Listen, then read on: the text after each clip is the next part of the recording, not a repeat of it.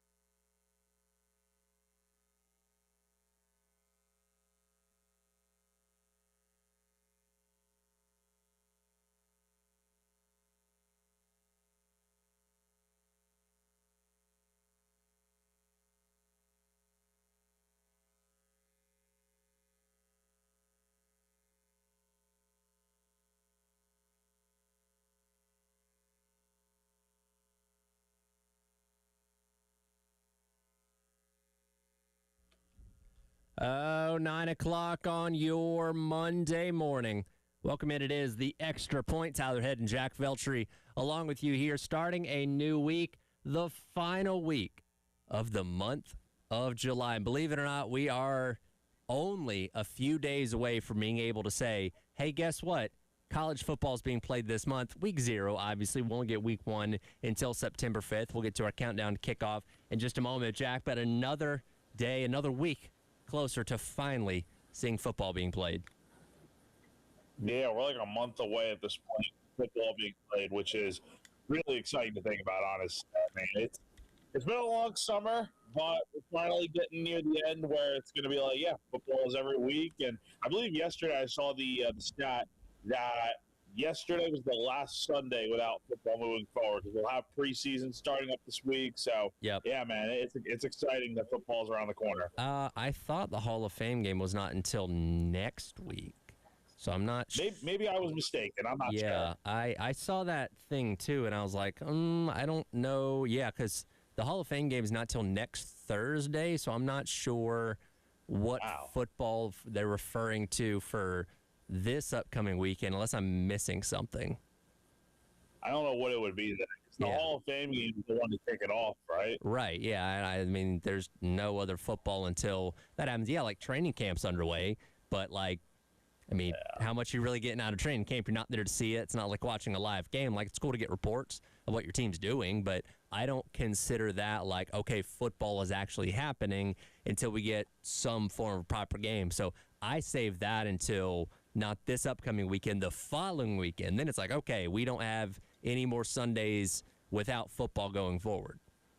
But if you look at the college football schedule, I mean, August 29th is week 0. Yep. So we're a month and 2 days away from that all getting going. So what, 33 days, 32 days? I mean, it's around the corner. Yeah, we're 40 days from Carolina, so subtract 7 days.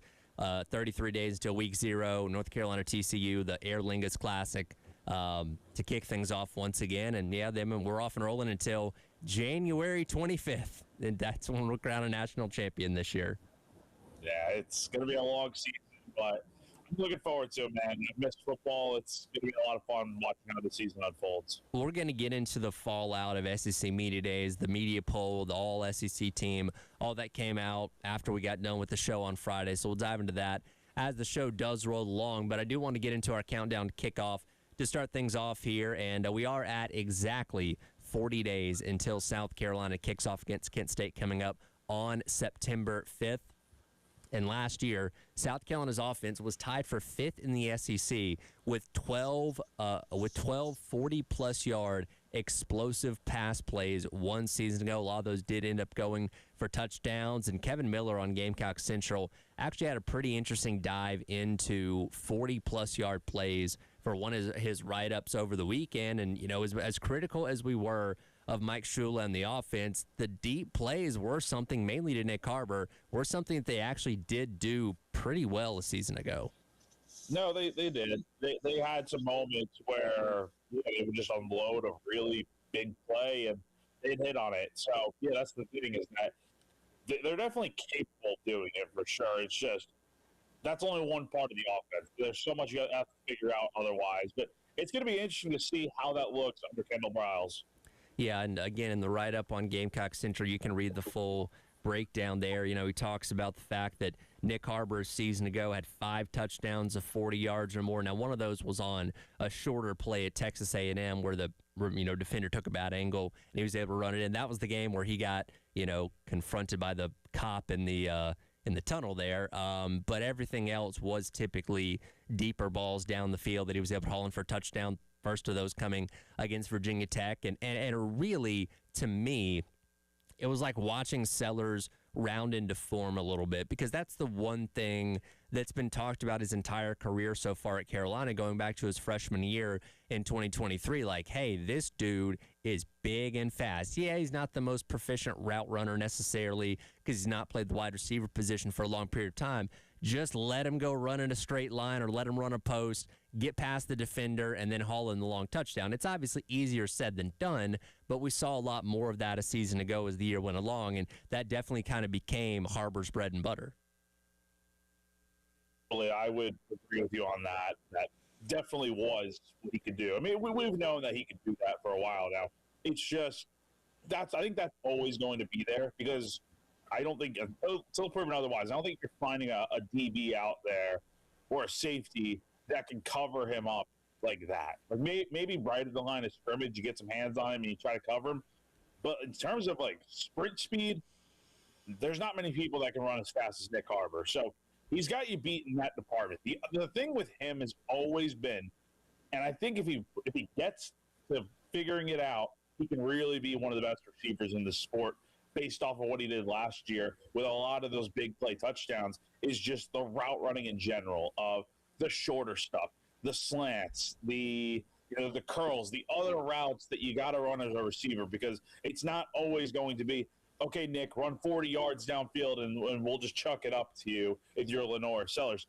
That play's always in your back pocket, but you don't want to always go to it. This is not a video game where you can run the same play over and over again and it works, right? Because you're playing against CPU or you're playing against someone online. Like, you can't be running the same verticals every single time to Nick Harbor. Maybe, I don't know, maybe that'll be the plan this year. But you want to get him involved in other ways. And look, we've seen what he can do.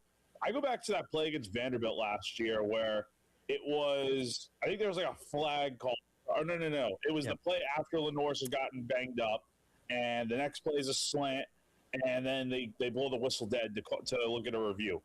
Like, you look at that play, Nick ran a perfect slant, ball's caught over the middle, he's taking off, and I don't know, he may go to the house, honestly, if he could really, get it up there in terms of speed. So that's what else he can do. It's just, how often is he going to be able to do it? Yeah, I had actually forgotten about that play until it was in Kevin's write-up. I was like, oh, yeah, that did happen. Now, again, does that change the outcome of that game? Probably not, but that at least puts another touchdown on the board for South Carolina, and probably would have been another long touchdown for Nick Harbor. One thing else that kind of stuck out to me in Kevin's write-up about this on Gamecock Central was mentioning Jaden Gibson, who, again, was four-star kid coming out of high school, going into Oklahoma, has been injured a lot the past couple years and hasn't played a ton. But in 2023, when he did play, he had 3 touchdowns of at least 40 yards in that Sooners offense back a couple seasons ago in their last year in the Big 12. And, have we not talked about Jaden Gibson enough this offseason? And I get it. He's dealt with the injuries and all that kind of stuff. But if this guy sees the field, and that's what I've heard from people at Oklahoma that we've gotten the chance to talk to about, and they're like, hey, if he can stay healthy, he's a dude. And I don't know where he stands right now in terms of what his health is and all that kind of stuff. But, man, if this guy can get back to being what he was when he first got to Oklahoma, he could be a real serious threat and a legitimate wide receiver in this Briles offense. Definitely a guy that you could consider a big play threat. You look at what he did at Oklahoma last in 2023, which feels like a long time ago, which it really is. But again, injuries, other things going on, that's affected him. You look at that season, though, 14 catches for 375 yards and 5 touchdowns. That's actually ridiculous to put up those numbers on such few catches. He was averaging 26.5 yards per catch. So, yeah, this is a big-time guy. This is a guy that is a big-time playmaker. He's 6'5", 205 pounds. This is someone that really, I think, is flying under the radar that we're not talking about a lot. And I think that's going to change. I think this is a guy that you bring in, and he could definitely be one of the under-the-radar off-season additions you have, just because I think you have someone else now, like Nick, that could kind of be a big play threat. And maybe that really gives Nick a chance to separate himself and do other things in this offense to where, yeah, you have that other guy that can also do these things too as a big playmaker. Now, was he healthy all through spring practice? I feel like we didn't hear much about him, but he went through everything, right? Don't quote me on that. I'm looking back. I feel like he was banged up. I can't remember off the top of my head. Okay, so again, he's dealt with. Maybe he did, but don't quote me on that. Yeah. Well, again, we know he's dealt with injuries these past couple of years, so it wouldn't be surprising. But if he can be at full health and be ingrained in this offense, he could be somebody that could really surprise a lot of people, I feel like, or maybe not surprise a lot of people. Kind of get back to that form of what we talked about from a couple of years ago. And speaking of this offense, I went back and looked, and again, we're kind of focusing on the number 40 because it's 40 days until kickoff for South Carolina and Kent State. In the past 2 years in the Big 12, TCU had the most 40-plus pass plays in the conference with 28. So, and look, some of those can be, like screen plays that end up going for longer yardage, but a lot of those are going to be shots taken down the field. Josh Hoover obviously run that offense for TCU the past couple of years, so not afraid to take shots down the field as Kendall Briles, and we obviously know Lenore Sellers has the arm capable of doing that, so I'm interested to see how much of a mix that's going to be in this offense now with a capable quarterback arm and an offensive coordinator that we know is not afraid to do those kind of things. But the other key to all of this, Tyler, as we know, you got to have protection in front. Yep. You got to have time in the pocket. And honestly, look back at it, I'm kind of surprised how many of these deep balls that Nick and Lenore were able to hit each other on last season, just because all we've talked about is how bad the offensive line was and how many sacks were given up in all this. Like, if you can just give Lenore a little bit of extra time, maybe he's able to get these balls away a little bit cleaner, right? Maybe they're hitting on more of these plays that maybe they missed on a little bit at times last year. Like there's definitely some throws that I can probably think of that are like, yeah, he probably overthrew some guys or didn't have enough time to make that throw because it's like the offensive line's just not giving you enough time. So, yeah, as much as we talk about, yes, Lenore needs to have the arm. The play calling needs to be good enough. The other factor is, man, and it always will be, I think it's at the core nucleus of everything. Mm-hmm. This offensive line has got to do a better job of protecting the quarterback and giving them time to throw. And if they do, then maybe Lenore is going to be able to have the type of season that everyone has always talked about and envisioned for him. It is really funny. Everything we've talked about this offseason, it all comes back to the offensive line, which makes total sense because, again, if you don't have the protection up front, you're not going to have enough time sit back there in the pocket and let things develop downfield, or you're not going to have the opportunity to have running lanes to run through. So we're putting so much on Randy Clements and this reworked offensive line to hopefully, and again, like I've said many times, I don't need you to be the best offensive line in the world. Just be a few steps better than last year, and I think we can do some dangerous things on offense. No, totally. That really, it's the truth. It is at the core of it. If you don't have a good offensive line, look, maybe good play calling will make a big difference, but you can't. I can't expect to see the full potential of this offense without the O-line being halfway decent. Yeah. I'm not asking them to be Joe Moore Award winners, but can you give Lenore like 2 extra seconds in the pocket to do his thing? Because if so, we saw what he could do with a halfway decent offensive line in 24, right? That group wasn't great, but they got better as the season wore on to the point where Lenore was able to do his thing. Give him something along those lines or a little bit better, and you've got a chance for a really nice season if everyone else does their part as well. Well, you mentioned the 24 offensive line. Like I said, it wasn't that great. We've never really seen Sellers get a ton of time to sit back there and be comfortable in the pocket to let things develop down the field. He had to do so many magical Houdini type of plays in 2024 to buy himself time to either run out and make a gain with his feet or keep his eyes downfield and make a throw. So, yeah, if you give him a pocket and you give him time to throw, there's no telling what this team and what this offense can do.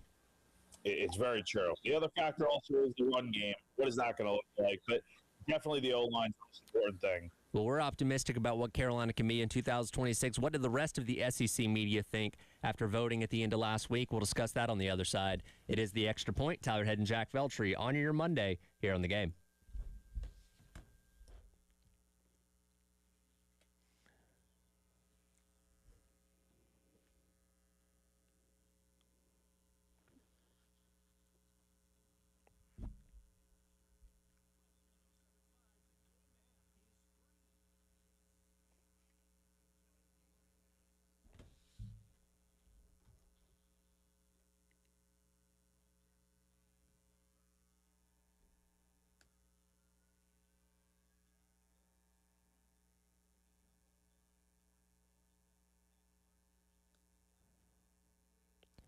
It's all right here for our friends over at Twin Peaks. We are closing in towards the end of summer, and that means football season is right around the corner. And once it gets here, you know where you need to find yourself every Saturday, every Sunday, any day of the week. There's action on the television. That's with our friends over at Twin Peaks. Tell you about it all the time. There's TVs as far as the eye can see. Whatever sport you're into, they've got you covered. So get on down to Twin Peaks right here in the Vista at 600 Gervais Street. Pull up a bar stool, grab yourself some delicious scratch-made food from the Twin Peaks kitchen, and catch in the action of whatever game or sport you're into. And don't forget about those 29-degree draft beers to wash it all down with as well. Get down to Twin Peaks today, tomorrow, or any day of the week, taking the greatest sports action with our friends over at the Lodge. Twin Peaks, eats, drinks, and scenic views.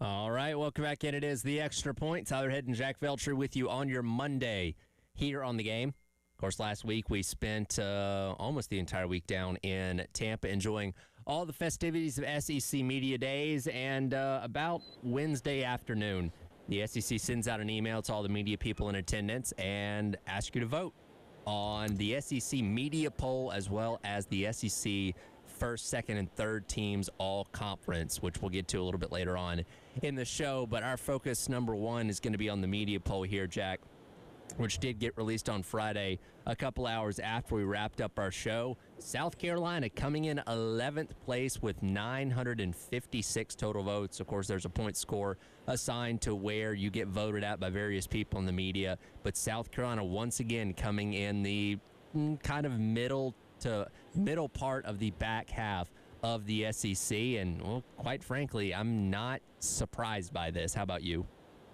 I'm not surprised either, honestly. When you look at the media poll, and here, think about it from a different perspective for a second. For us, it's very easy to look at South Carolina, and we know a lot about this team, or at least we think we do, heading into this season, right? We know who's coming back. We know who they brought in.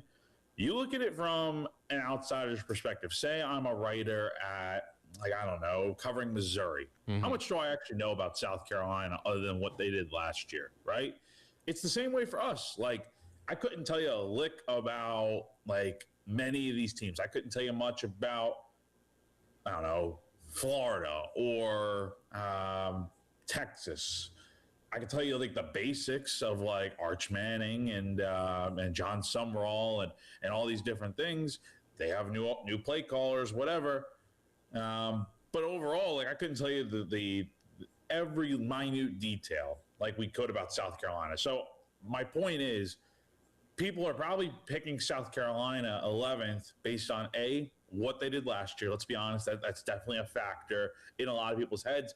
And B, not everyone knows enough about South Carolina or any of these teams at this point to really have a full-fledged, true opinion on where these teams will ultimately end up at the end of the year. At the end of the day, a lot of it is just taking a guess of where these teams are going to end up. And yeah, 11th is not really much of a surprise. I think maybe I would have had them a little bit higher. I know we both did in our polls, but again, our perspective is much different on the team we cover compared to those on the outside who don't. Yeah, if it makes you feel any better in the Beamer era, at least, the preseason prediction for South Carolina in the SEC Media Poll often never comes true, or really doesn't come anywhere close to it. They were voted pretty low last year, pretty high last year. Obviously ended up finishing pretty well. Voted pretty low the year before, and obviously ended up finishing towards the top of the SEC. So kind of take it with a grain of salt. But you're right. I mean, and I'm trying to find the nicest way to say this. Unfortunately,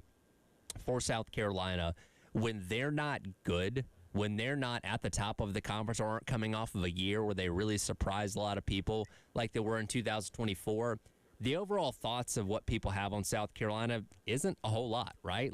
Look, Alabama, Texas, Georgia, LSU are forever relevant because of the brands of what those teams are, what all those teams have accomplished in their history, and all that kind of stuff. Even if Texas was coming off of a 2-10 season a year ago, they would still be somebody that's talked about a lot just because they're Texas. Unfortunately, South Carolina doesn't have that benefit. Maybe that plays right into their hands of what Beamer talks about with being overlooked and being underdogs and all that kind of stuff. But given the fact that South Carolina doesn't have this rich tradition and history of winning, the fact that it's been very up and down in the Beamer era, I think a lot of people look at as a season like last year, okay, well, Carolina just kind of went back to being towards the back of the SEC. They'll probably be that again, or they just kind of shrug their shoulders and move on. Like I said last week, because, you were there on Tuesday because that was Carolina's day to go, and that's when everybody got the opportunity to talk to and about them. But after that, Wednesday and Thursday, nobody really cared, right? They weren't a point of conversation, save for okay, hey, Sellers might be one of the better quarterbacks in the SEC again, we'll see. But for the most part, everybody was kind of over and done with it. And again, maybe that plays right into what Beamer and this team want because they're being doubted, they're being overlooked and all that kind of stuff. but it surprises me, and I didn't vote them 11th myself. I had them 8th. I thought they are good enough to be in the top half of the SEC, but it doesn't surprise me at all that the rest of the media contingent, however many hundreds of people voted on this thing, probably said, Carolina, yeah, they'll probably be pretty bad again. And let's be honest, are you really putting South Carolina ahead of the 10 teams ranked ahead, like Georgia? No. Texas? No. Ole Miss? No. A&M, LSU, Bama, Oklahoma? No. I think you can make the argument. I mean, I certainly had the only team I had from these next three, Tennessee, Florida, Missouri. The only one I had ahead of South Carolina was Florida. Tennessee, Missouri, I had both behind South Carolina. But are you really putting South Carolina, if you're just a national person covering this thing, are you really putting South Carolina ahead of any of those 10 teams? Probably not. I think you could definitely put them ahead of Auburn, Vanderbilt, Kentucky, Mississippi State, and Arkansas. I don't think South Carolina is as bad as some of those programs. But the fact of the matter is, yeah, you're right. South Carolina is not going to get the same level of respect as the blue blood types of programs, because South Carolina is not a blue blood when it comes to college football. So, yeah. And they're coming off a bad season. So it doesn't help. Maybe if they were coming off a good season, things would be different. Obviously, that we've seen that be the case because last year they were picked to finish 5th after having the really great season, despite losing a ton of pieces that really should have contributed to maybe in a real projected order of finish, maybe should have been picked a little bit lower. But the thing is, man, end of the day, it really doesn't matter all too much. It's just the media's thoughts on what's going to happen this season. And the good news for Carolina is they get to be the underdog again. And we've seen them thrive when that's the case. Yeah, now again, at some point you do have to start stacking good seasons on top of each other if you want, the Beamer era to last a long time. But as I've said many times, 2027 doesn't matter right now. It's all about 2026 and what you do over the course of the 12 games that you're guaranteed to have from September until the end of November. We'll worry about, the future and all that kind of stuff past that.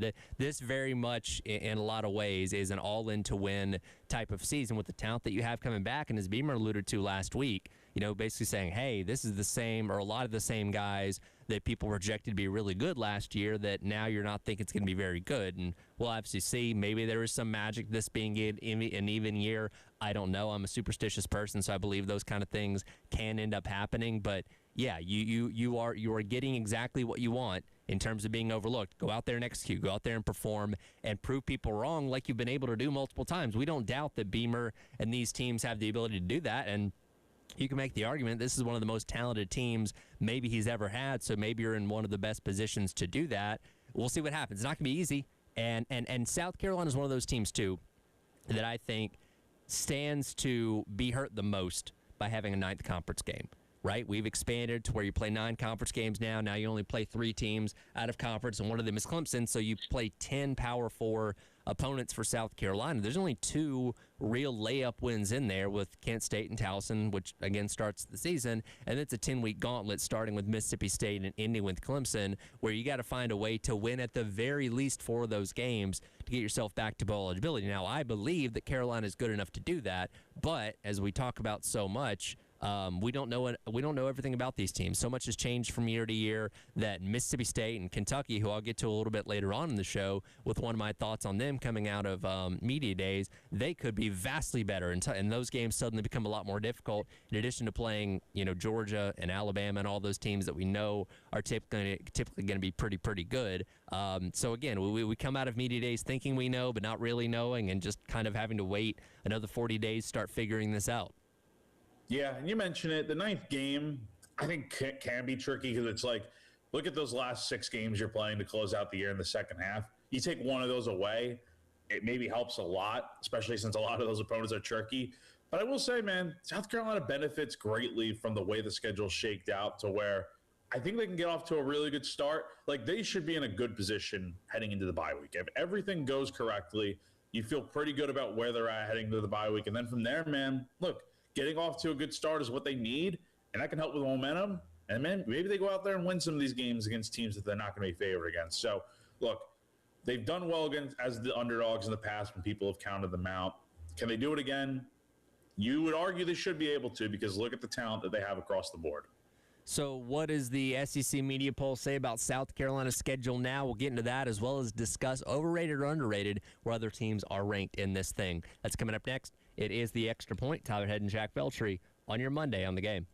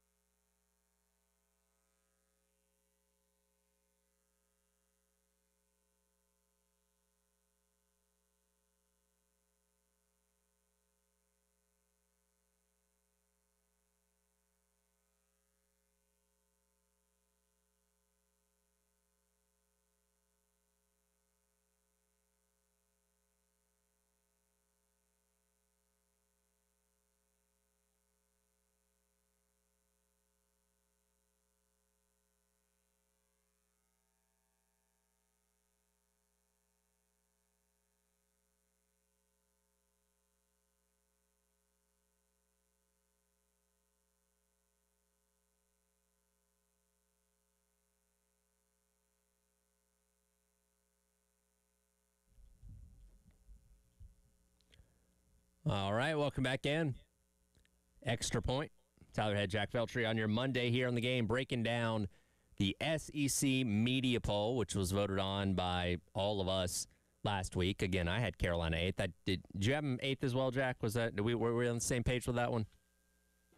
I had them 9th. Had them 9th? Okay. I knew we had like half of our league almost the exact same for the most part. I knew we were close on that, but regardless, in kind of the same neighborhood. But as I said, didn't surprise me that the rest of the media would vote them low enough to drag that down to where they end up being 11th. And it's interesting now, and again, this take with a grain of salt because 99% of the time the media poll ends up looking nothing, or the final standings end up looking nothing like the media poll in the summertime. But when you look at the schedule from the media poll perspective, Carolina really gets a mix of just about everything that they're going to see this year. They're going to see the first team. They're going to see the fourth team. They're going to see teams 6 through 9, as well as 13 through 16. So they get a full mix of the full spectrum of the SEC standings in terms of the way the media views it with their schedule this upcoming year. Yeah, no 13, by the way. Vanderbilt's 13. South Carolina doesn't play them this year. Sorry, 14 through 16. So 14 through 16. Yep. So, yeah. I mean, look, you get 3 of, like, when you look at it this way, Tyler, first 2 games of the year, you should win. I would argue Kentucky, Mississippi State, and Arkansas, you better win all 3 of those. I get it. Maybe it'll be tricky, but granted, 2 of those games are at home. And I think Mississippi State and Kentucky are better than a lot of people are giving them credit for. I think that's why you had Kentucky pretty high in your preseason poll, right? If I'm not mistaken, you had them 9th. Is that correct? Yeah, I'd have to go back and look, but I have them higher than I think most people would have voted them, and I'll expand on that a little bit more later. Yeah, and Mississippi State, I think we both had them a little bit. I had them at 12th, so I think Mississippi State really is going to be, they're going to be a tough out in that first SEC game. Arkansas, you should be able to win that game late in the year, though I could view it as a trap game.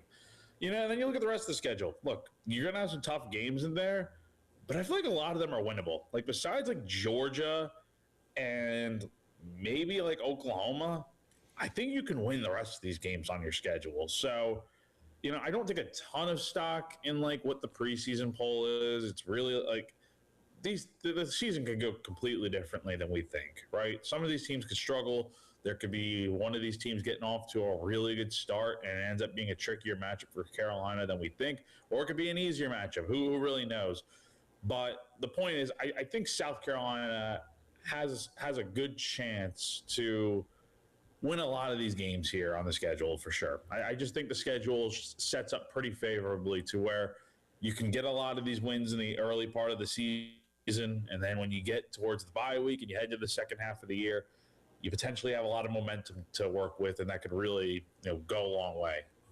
Georgia and Texas, the top of the poll. Well, you and I both had them at 1-2, though we had them flipped there, but both of us had Georgia winning the conference, which no surprise, they ended up getting the most votes to be the conference champion at 88 to Texas's 57 at the end of last week. After that, you get Ole Miss at 3, Texas A&M at 4, LSU at 5, Alabama at 6, which again, 6 is kind of maybe probably on the outside looking in terms of teams that could make the playoff. It's probably going to be somewhere between that 4 and 5 number. Do you kind of look at this and say, okay, I think that all those teams are properly rated? Is somebody overrated? Is somebody underrated? How do you view the top of the SEC in the media poll? I think the top 4 is perfect. I think that's actually how I put mine together, and I'm sure it's how you put yours together. We'll see. I mean, I think 5 through 10 can be, like, the rest of the poll, honestly, from 5 down, you could really go in any order. I'm a little surprised LSU's at 5 because I do think that 1 through 5 is, like, playoff teams. Maybe, I don't think you're getting 6 SEC teams in, though, but 5 I feel like is reasonable. Look, the way I view LSU is they should be pretty good. Like, maybe a 10-win team, that should be enough to get them into the playoff. It better be, because look at the way they've spent on bringing Lane Kiffin in. And if the reports are true about how much they've spent on their roster this year, like a $40 million roster, yeah, you would hope they're able to have some success. I don't care if it's year 1 or year 7. Like, Does not matter the year. You should be able to win right away if you're putting that much resources and money into your roster. 6, I feel pretty good about with Alabama. We'll talk more about that later on in the weekend headlines. But I feel like Oklahoma's a little bit slept on. That's what I would say. I think Oklahoma's a little bit slept on, and if they're at 7, they're not going to probably make the playoff. But have a really good season, yeah, I could see it for sure. Yeah, to me, LSU being at 5 is a little too high for me. And like you said, they spent a ton of money to bring in Kiffin. They spent a ton of money to build one of the most impressive rosters in all of college football. But even Kiffin himself is already starting to downplay things a little bit. Go back to the springtime, like, hey, let's pump the brakes on what year number 1 can be. I just don't know. And look, we've seen plenty of talented rosters be built around college football. It doesn't guarantee that you're going to have success. So I'm a little weary of putting LSU in a position of being 5th, where it's like, okay, you're probably maybe a playoff team at that point in time. As cautious as I am with Alabama because of the fact that they don't have a veteran at quarterback, to even be Keelan Russell, who's a redshirt freshman, or Austin Mack, who's not played much meaningful football in multiple years in college football. That's still a really talented roster with a lot of good players on it that I assume is probably going to be around that playoff mix as well. So I'd probably flip Alabama and LSU in terms of what the media poll ended up being. I don't remember where I voted those two teams, but I'm pretty sure I had Alabama over LSU in my poll at the end of last week. But for the most part, I feel like this isn't too badly done in terms of the teams at the top and the teams kind of in that playoff mix. So I think for the most part, the media kind of agreed on where the teams towards the top of the league are and where the separation is. Now, I mean, everyone pretty much just had Georgia and Texas in the SEC championship game. And like you said, 88 votes for Georgia to win the whole thing. I mean, is there any part of us that feels like that may not be the game at the end of the year? Because, like you said, Tyler, the way the preseason poll looks now, by the end of the year, the order of finish is probably going to look completely different. So if you're talking about maybe it's one team, or heck, maybe it's 2 different teams that end up in the SEC championship game at the end of the year. Let's just talk hypothetics for a second. Do you feel like there's any sleeper team maybe that gets to the SEC championship game? For me, I feel like it probably is like an Oklahoma. Some games on their schedule are really tricky to where they could end up with like 3 SEC losses potentially. But, I mean, look, their roster, I think, is good enough. With Mateer coming back, a really good defense. If they can figure out the run game, that'd be great. I feel like this Oklahoma team, if they play their cards right, they could have a real good year and end up maybe making it to Atlanta at season's end. Yeah, in terms of, like, a surprise team making it to Atlanta, I think Oklahoma's a good pick because we know with Venables, the defense is obviously always going to be really good. And if John Mateer is back to the form of how he started last year, playing prior to his thumb injury, in addition to what they have at, complimenting him at receiver and all that kind of stuff, then I think that they have a shot at that in terms of like being a surprise team. But in terms of like other matchups outside of Georgia and Texas, and I know they're just teams 3 and 4, but like Ole Miss and Texas A&M, I think, is something that could happen as well because, for the fact that A&M has been in position to go to Atlanta each of the past 2 years going into the Texas game. Obviously, didn't get that job done. If they can, be good enough and get past the rival this year, maybe they could punch their ticket. And I think, and we'll get into the All-SEC team coming up here in a minute, I think that Ole Miss has the best quarterback in the conference with Trinidad Chambliss. And when you have the best quarterback in the conference, the sky's the limit for what he can carry you to do. Now, they have a lot of talent, especially on defense on that team as well. But I think Trinidad Chambliss can do a lot for that team and potentially be the primary reason why they could also be in Atlanta this year for the first time ever. Yeah, and you have one of the other better players in the sport with Kawan Lacey at running back. Like, Ole Miss is set up pretty well to where I know Pete Golding's now taking over as the full-time head coach, but this is still a group that I think can go out here and do really well this season. It really does help having Trinidad Chambliss, who, if he's any good as he was last year, if not a little bit better, Ole Miss has a real chance to be scary this season. We'll get into that All-SEC team coming up at the top 10 o'clock hour, but coming up next is wrap-up hour number 1, a quick little detour over to baseball because several of the players that were drafted a couple weeks ago out of South Carolina did end up signing. I'll tell you who that is and what that means for Carolina's baseball roster coming up next year. Up next, it is the Extra Point. Tyler Head and Jack Veltri on your Monday on the Game.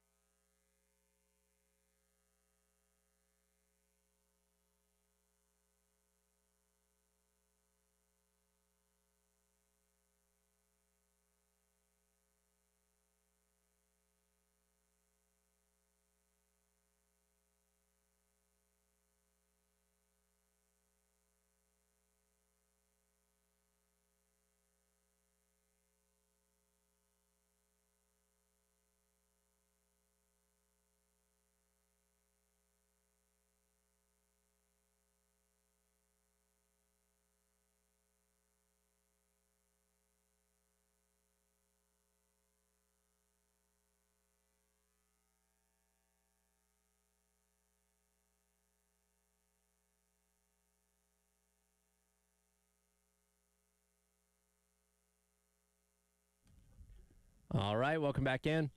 It is the Extra Point. Tyler Head and Jack Veltri wrapping up hour number one. We'll get into the SEC or the preseason all SEC teams coming up in the 10 o'clock hour. Need to talk some baseball for a moment here, though, as over the weekend, several of the players drafted out of South Carolina or guys that had initially transferred in and then opted to go to the draft. Many of those guys end up signing with their major league teams this past weekend, Jack, which means they'll not be on campus for the Schnall era next year. Yeah, so you're right now. The deadline's at 5 p.m. today for guys to sign. So 4 of them have already signed. You have lost Will Whelan, who went to the Rangers, Ant Phillips to the Rays. You have Miguel Hugas to the Orioles. Those guys we already knew were going to sign. And then the surprise, a little bit of a surprise, I guess you could say, yesterday was Ethan Sutton, who transferred in from USF, ended up signing for $175,000 in the 16th round with the Los Angeles Dodgers. So I think if it were any other team, you feel like, okay, maybe he ends up coming here to campus. But I think, A, the money ended up being fine, but also, B, the Dodgers are a really good organization that have a great farm system. As much as we talk about the talent they have in the big leagues right now and how much money they spend, they know how to develop guys. And I feel like that's a little bit too tough to pass up. And part of it probably also is you want to get your pro journey started sooner rather than later. So there's only one guy left at this point who has not signed. And honestly, I don't think he's going to end up signing. I think he'll make it to campus. That would be Connor Schaus, who was drafted in the 20th round. I think the 4th to last pick of the draft to the Seattle Mariners. I'd be surprised if he ends up signing, but I think South Carolina will be able to get him on campus. So when you look at the rest of this team, they lost a little bit up for this pitching staff. But I don't think I don't think you were really anticipating Amp being here. I think with 1 year of eligibility left, it was a good move for him to decide to turn pro, right? At some point, you got to get that journey started. I think they're still set up pretty well. Is this pitching staff as deep as before? No, because you lost some guys that could be real contributors, like Phillips and Sutton are 2 guys that I think could do really well here. And then you look at Whelan and Hugas. I don't know what type of roles they would have had. I feel like Whelan could have been pretty good here, but alas, that's not going to be the case. So you lose some guys, but I think it just means that other guys are going to have to step up. And I still feel pretty good about this pitching staff. Probably not as good as I would have otherwise, but given the fact that these are the guys you lost, I think it could have been a lot worse in terms of tons of guys ended up being drafted. Well, and I think it's important to remember as well that, yes, we're in an era now where college athletes do have the ability to get paid, and Carolina is what we believe one of the better spenders in the transfer portal in college baseball, but I don't know how that nets out for all these guys. Some of them may have the opportunity to make more by going ahead and signing their major league contracts. And like you said, for some guys, just getting started in the major leagues is enough to entice you to go as well, because, again, you're going to have to work your way through the farm system anyway. And if you came back to college for another year, you're just delaying starting to climb that ladder, obviously. Now, yeah, could you position yourself to be in a better spot next year's draft? Maybe. But for some of these guys, just the opportunity to go ahead and play pro ball, especially when we talk about Ethan Sutton, like you said, getting in a great organization like the Dodgers, heck yeah, I want to go ahead and start making that climb and making pretty good money. He got $25,000 over his slot value to sign that deal with the Dodgers, for where he was drafted at. So the opportunity for a lot of guys is a little bit too hard to pass up, even in an era where they know they can make something coming back to college as well. Now, you're going to need to stay healthy. That's the main thing. You're also going to need guys to come back and pitch the way that they were before injury. I'm talking about Hayden Johnson and Dominic Carbone, the transfers from Coastal Carolina that followed Schnall over. They're really good pitchers, but they were out all this past season. So if they can get back to being who they were in 25, this pitching staff has a lot of potential. But, coming off of big injuries, it's like, okay, how are those guys going to look when they do return? Are they going to be the same exact guys they were before? Could they be better? There's just so much uncertainty with what that looks like. But no doubt on paper, this is a good pitching staff. It would have been a great one if you had everyone else coming back, but that's not really how it worked out here. And we'll see if they make any more additions here. I feel like they're pretty much almost done with this roster at this point, if not done now at this point. But And it's a good team. I think, especially from an offensive standpoint, you're getting Connor Schaus hopefully here. You really didn't lose anyone else in that way. You feel pretty good about the offense. Pitching, I think, is good. And then we'll see what happens from there. I know we were keeping count as guys were coming in from the portal about where that was in terms of the total number of this team. Now you're losing several of these guys to the draft. So do we know how many spots they would have available if they did want to pick anybody else up? At this point, it's probably like the roster limit's 34, but you can always go a little bit over with the DSA tags and whatnot. You could maybe add another guy or two, but I think with the high school guys they brought in, I really don't think they're going to be making many more additions. We'll see, because especially as we're getting into August now. I mean, school starts in a few weeks, so True. I think they're pretty much set at this point. There's your update for Gamecock Baseball with multiple guys signing their major league deals this past weekend. We'll get back into football coming up next with the preseason All-SEC team. Where did the Gamecocks fall, or where didn't they fall? We'll discuss that next here on The Game.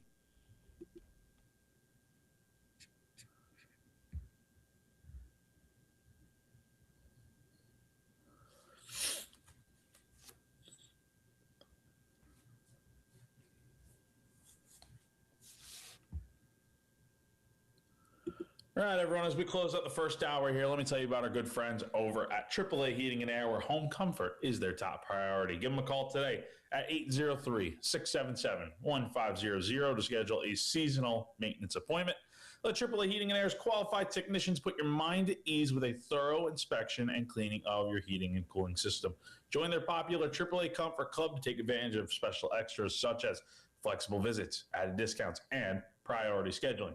AAA Heating and Air also offers indoor air quality products that work with your HVAC system to improve your home's air quality. Cleaning the air eliminates common household odors, removes allergens, pollutants, and can even improve sleep and reduce the spread of some viruses. So go to callAAAtoday.com. Again, call 3AsToday.com for more info. Tell them Jack from 107.5 The Game sent you on over.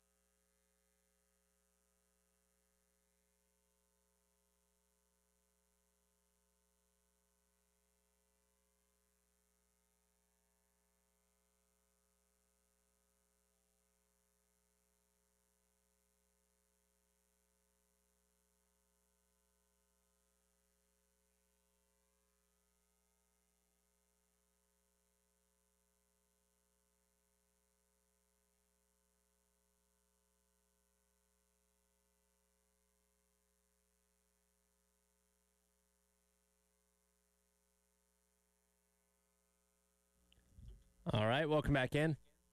Hour number 2.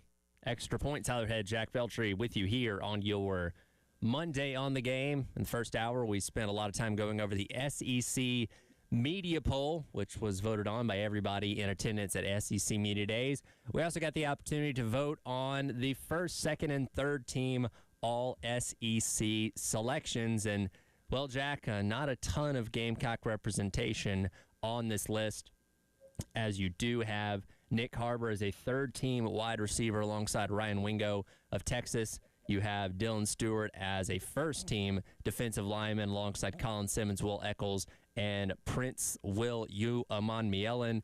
And, well, that's it. That's all the representation South Carolina has on the preseason all-SEC team.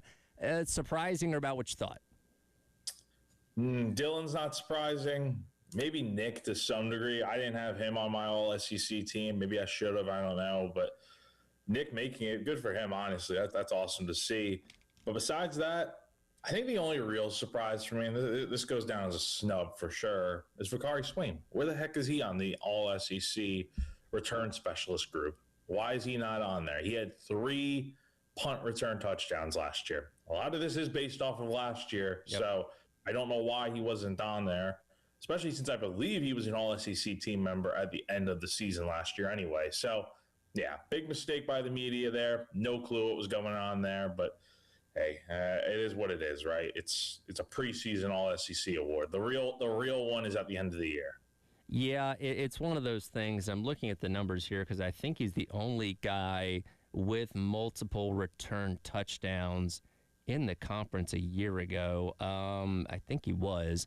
But I think the one thing that potentially hurts Vakari Swain is that all that happened in the first 2 games of the season, right? One against Virginia Tech, 2 against SC State the next week. And he had other good returns throughout the year, but obviously those were the highlights. I think that happened so long ago, and you're right, it is based off what happened a year ago. And, you know, he was potentially the best one in the SEC in that regard, but I think that escapes a lot of people's minds in terms of, all right, there were 10 other games that happened past that, and he didn't have any other touchdowns. So I think squeezing those 3 touchdowns in the first 2 weeks probably didn't do him a lot of favors in terms of being at the top of people's minds when voting on this.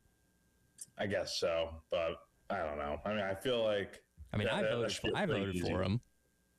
Yeah, I mean, I don't. It's not like he's a fringe all SEC guy. Like, I think he probably should have made first team. That's a little disappointing there. But beyond that, I think maybe I had Jacarius Peak on the all SEC team, and I had Gabriel Brownlow-Dindy on there. I wasn't expecting GBD to make it, but Peak, I'm a little surprised. Maybe there's just so much better offensive linemen in this conference that I don't know a ton about. But given how much he's talked about as being like this is like the top transfer portal offensive lineman. This is the guy that if he's healthy and he's out there, he's going to make all the difference for South Carolina. Like, I think that should warrant an all SEC preseason selection, even if he's banged up right now.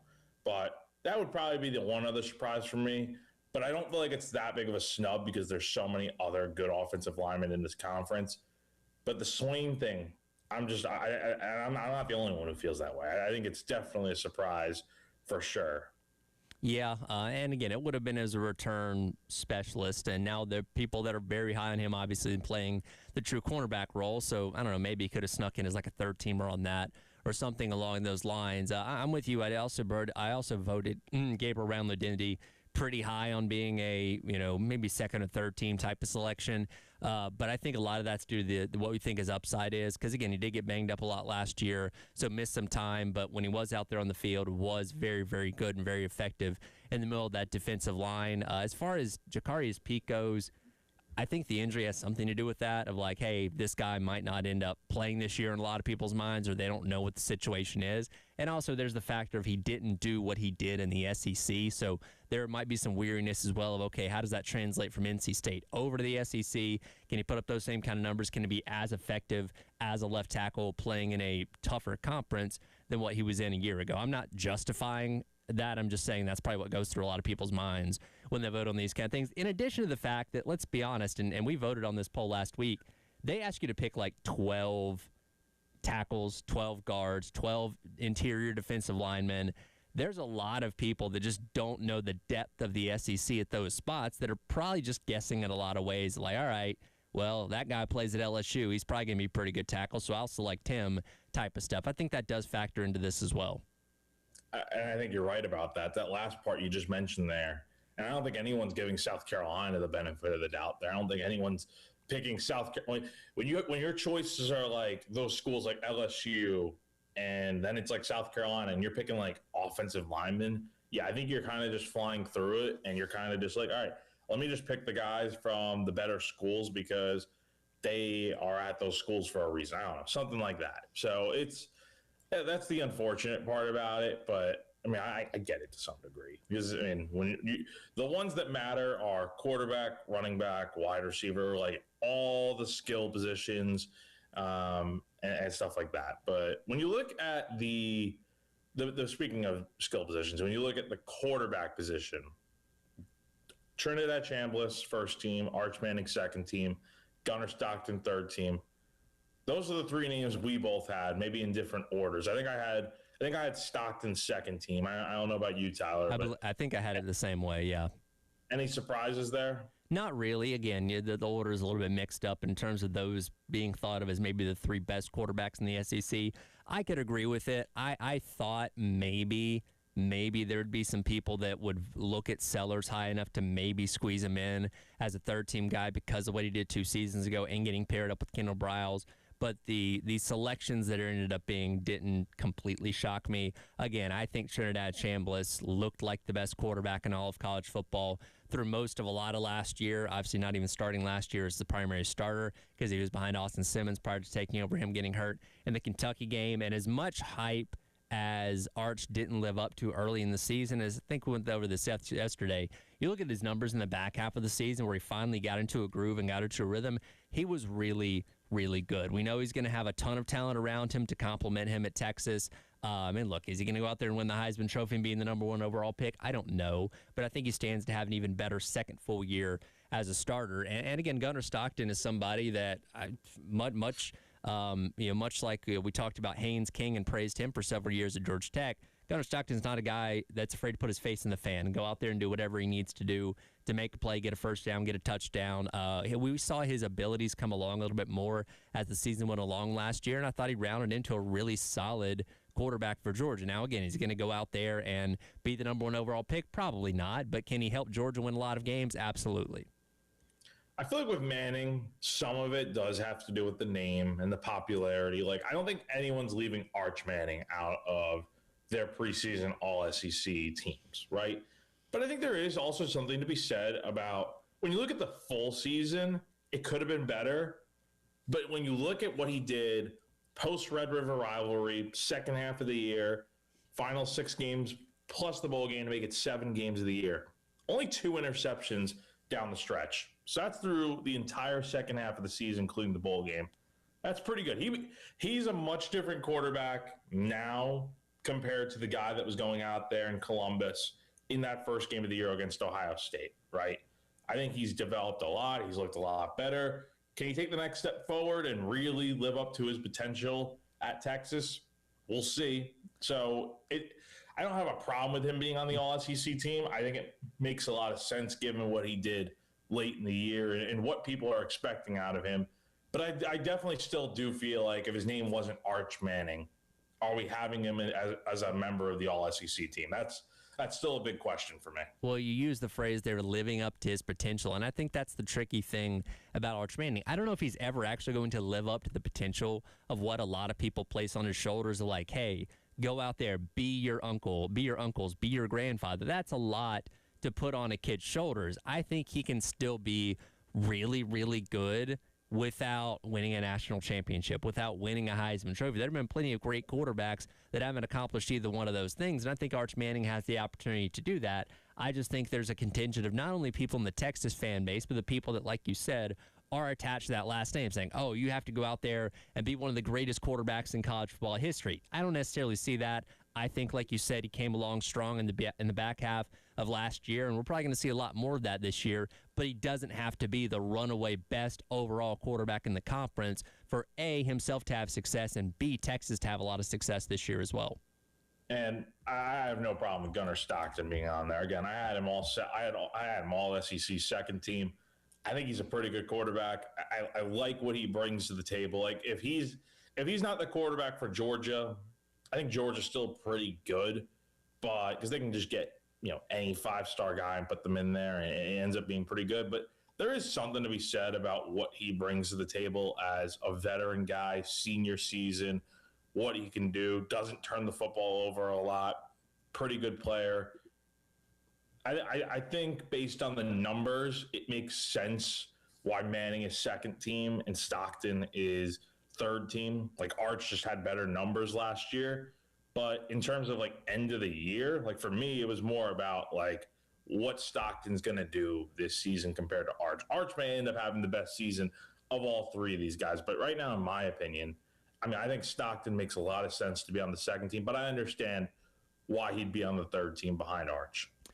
This is going to be a league that is loaded with running back and wide receiver talent. Quan Lacey, Ahmad Hardy, Jaden Baugh, Deshaun Bishop, Hollywood Smothers coming over from NC State, playing for Texas. Nate Frazier, also a second-team running back. Like, there are a lot of really, really good running backs in this league, in addition to the receiver talent with names that we know in Cam Coleman, Ryan Coleman-Williams, Mario Craver, Isaiah Satania, Ryan Wingo, and then Nick Harbor, again, being a third-teamer there as well. The skill position spots are some of the best we've seen in a while in the SEC. Tons of those backs going over 1,000 yards a year ago. We'll see what Ahmad Hardy's like in terms of his recovery from his gunshot wound, but if he can get back to playing in full form, it's going to be an interesting mix to see who's going to be the best running back and receiver in the SEC when the season's over. If we're looking at the running back position specifically, like Quan Lacey, Ahmad Hardy, those are clear first teamers. I really think it's interchangeable with the second and third teams. Like the running back position in the SEC, we'll see how it all shakes out once the season gets going. But this might be the deepest the league has been at the RB position. Honestly, I don't know since when. Like, I feel like there's always been good running backs in this league, but there's just a really good mix of guys this year. Like Deshaun Bishop being a third team guy is a guy that rushed for well over 1,000 yards last year. Like, that just goes to show how good this league is with the running backs they have in there this year. I don't really have many complaints about the way the first or third team looks in that position. Yeah, and Carolina's going to see three of those guys, and Jaden Baugh, Nate Frazier, and Deshaun Bishops. They're going to have a work cut out for them in terms of trying to slow down the run. And in addition to that, you're going to see a lot of those high-end wide receivers with Ryan Coleman-Williams, Mario Craver, and Isaiah Satania of Oklahoma. So the skill position spots in terms of what your defensive line is going to be able to do in stopping the run and what your secondary is going to be able to do in terms of containing the pass, going to have the work cut out for them through a lot of this season. Yeah, no, totally. But that's the SEC for you. You got really good players all over this conference from any of these teams. Now the Media Days is wrapped up. Now that we've voted on the media poll and voted first through third team all SEC, have we generated any hot takes about this upcoming season in the SEC? We'll discuss that coming up next. It is The Extra Point. Tyler Head and Jack Veltri on your Monday here on The Game.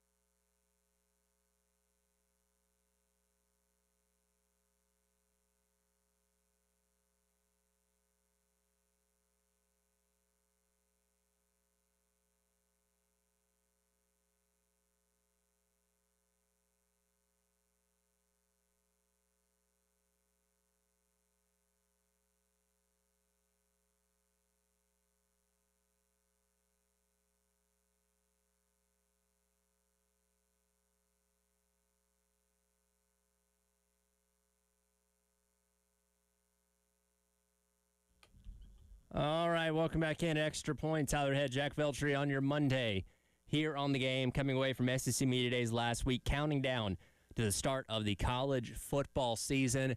We got a chance to hear from every coach, got a chance to hear from 3 players from every single team. Jack, you're really good at hot takes. Have you generated any specific hot takes coming away from Media Days last week at all? I think there's a few ways you can go with this, and this is just SEC in general when I'm talking about this. Yes. Honestly, when I was going through the preseason poll, one thing I did was I tried running through everyone's schedule, looking at, okay, who are you playing? Trying to come up with like a realistic preseason poll rather than just picking them 1 through 16, because a lot of these teams are going to play each other. Some of them are going to get beat by each other. The schedule could really, it's order of finish for a reason, right? Mm-hmm. So I think one team, and we'll talk more about them towards the end of the hour, is Alabama, right? They're picked to finish 6th in the preseason poll. When I was running through their schedule, I ended up having them picked 5th. And honestly, when I look at them, I think they're a 10-win team. That's one of my hot takes there, is that I think Alabama will win 10 games this year, surprise a lot of people. That quarterback situation, it might be a little funky. You're playing a young guy no matter what, whether it's, or an inexperienced guy, whether it's Keelan Russell or Austin Mack. But I still think it's Alabama to some degree. It's not Nick Saban, but the other thing we talked about last week or 2 weeks ago is like Kalen DeBoer's got a lot of pressure coming into the season for some reason. And, being talked about as like a hot seat coach potentially. I don't really get it. I still think he's a really good coach. Won 10 games last season. Did a really good job at Alabama, or I should say they won 11 games last season. Did a really good job. So I think that's one of my hot takes right there, is seeing Alabama win 10 games. And then my other big one, I've teetered on this one for a little bit. I think we may get a 9-3 SEC team into the college football playoff. I think this may be the year, given the schedule, adding a 9th game to the conference slate. I think that maybe we'll end up seeing a 9-3 team get in.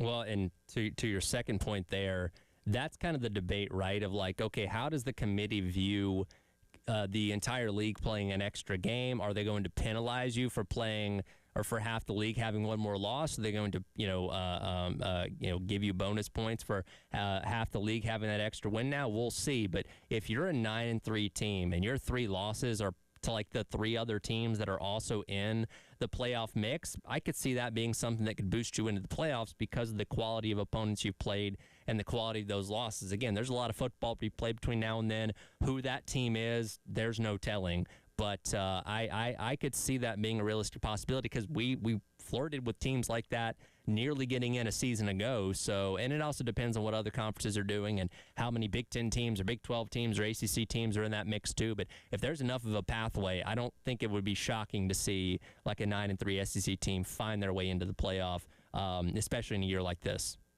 Here's one more hot take that I just thought of. And honestly, given the way I think that the season will go, I think it's very much possible.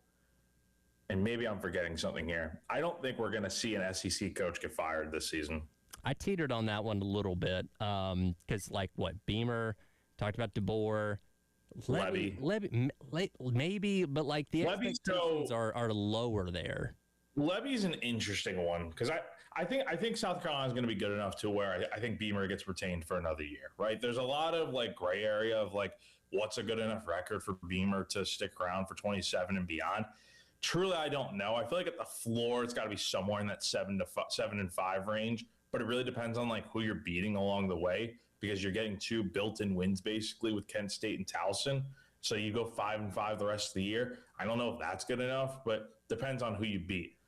But with Mississippi State with Levy, the reason I bring him up, because I think Mississippi State would have to be really bad, I think, to fire him this season. I'm talking no SEC wins, maybe 1 SEC win, and you go 4-8 or something, because that's not progress to me. Mm-hmm. Mississippi State's a really tough job. When it's evidently clear that baseball is your top sport over football, I think that's a problem. As much as I love baseball, football should be your top sport in the SEC, and when it doesn't feel that way, it's tough to win, right? Yeah. So I think Mississippi State, all they got to really do, I think, for Levy to be fine heading into a 4th year, is just win 6 games. Make it to a bowl game, look competitive out there, and just show that you're not taking a step backwards, right? And I think getting to a bowl game is very much in the cards. There's real talent on this team. I think Kamario Taylor can win you a lot of games by himself, but there's also other pieces on this offense and defense that I think will help. So I really don't think we see any SEC coaches get fired this year.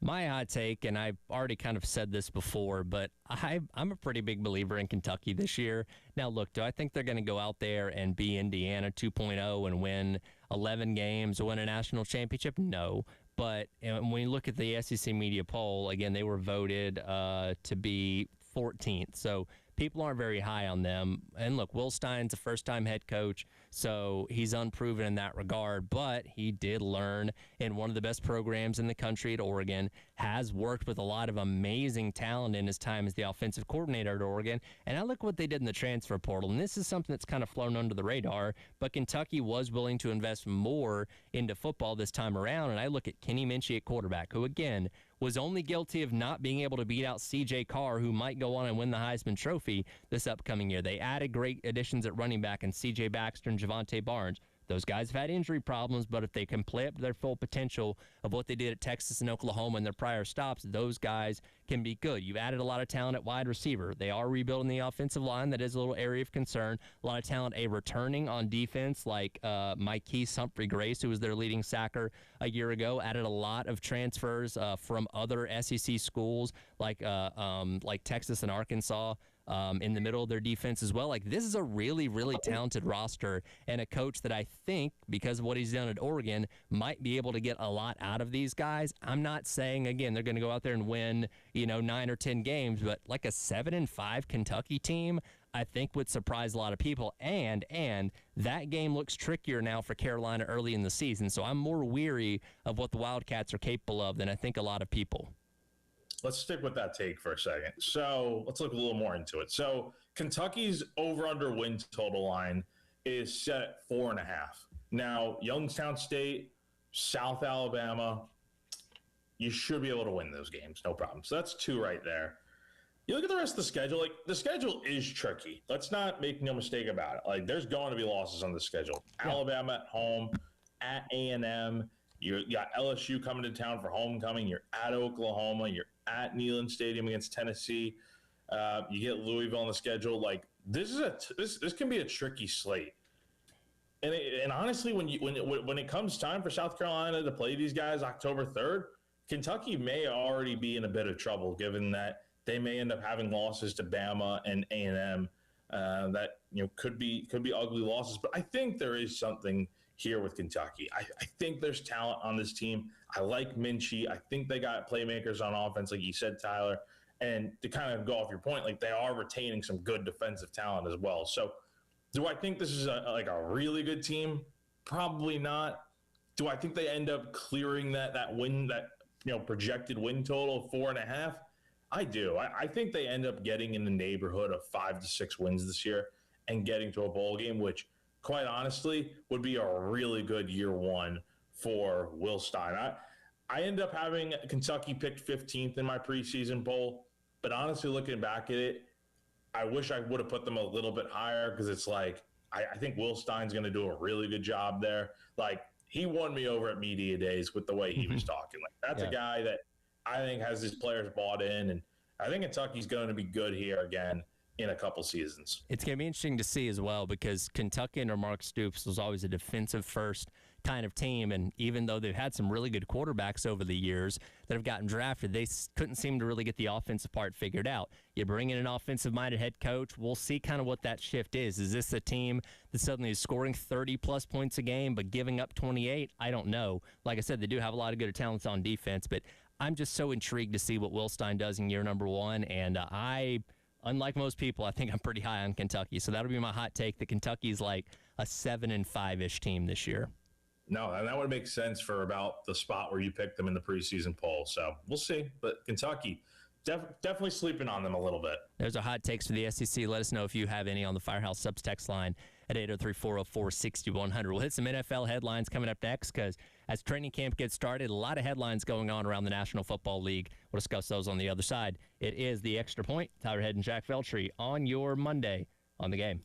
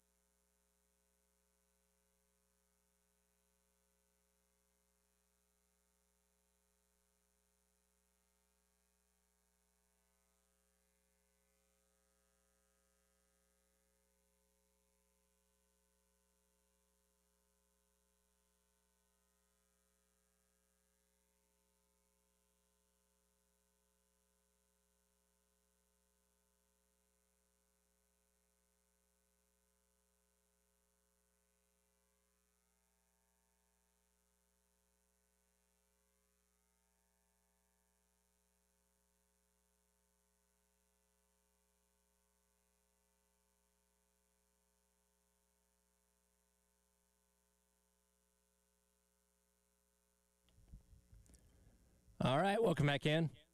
Is the Extra Point. Tyler Head, Jack Felcher with you here on your Monday on the Game. And Jack, as we mentioned at the start of the show, we are inching closer to the start of having actual football on our televisions. A week from Thursday, we'll have the NFL Hall of Fame game between the Carolina Panthers and the Arizona Cardinals. Both those teams got their training camps started a little bit early because of being a part of that Hall of Fame game. And as we said, starting next Thursday, we'll be off and running for football from then until, well, Valentine's Day when the Super Bowl is.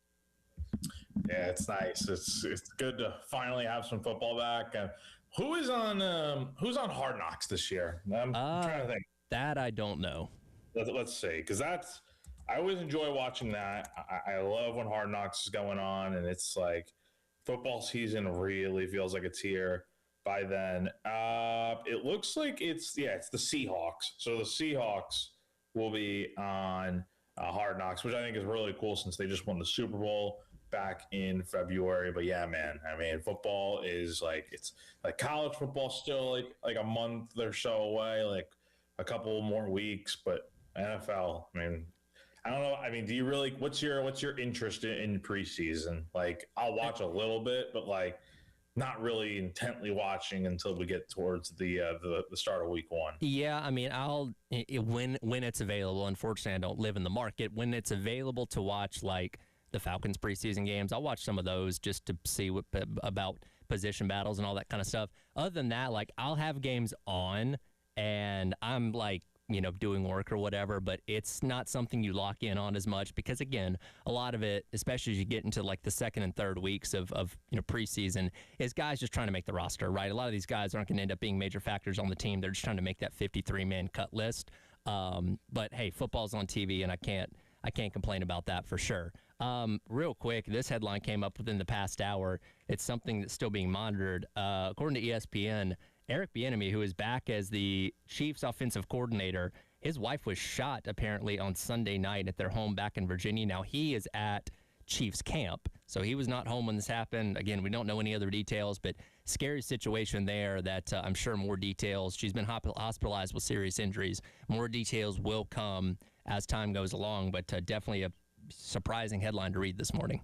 Yeah, that's definitely scary. So hopefully everything will be okay there. I mean, you never like to hear stuff like that, and serious injuries is not what you want to hear anyway. But that's so hopefully everything will be okay there. Yeah, hoping for the best there for sure.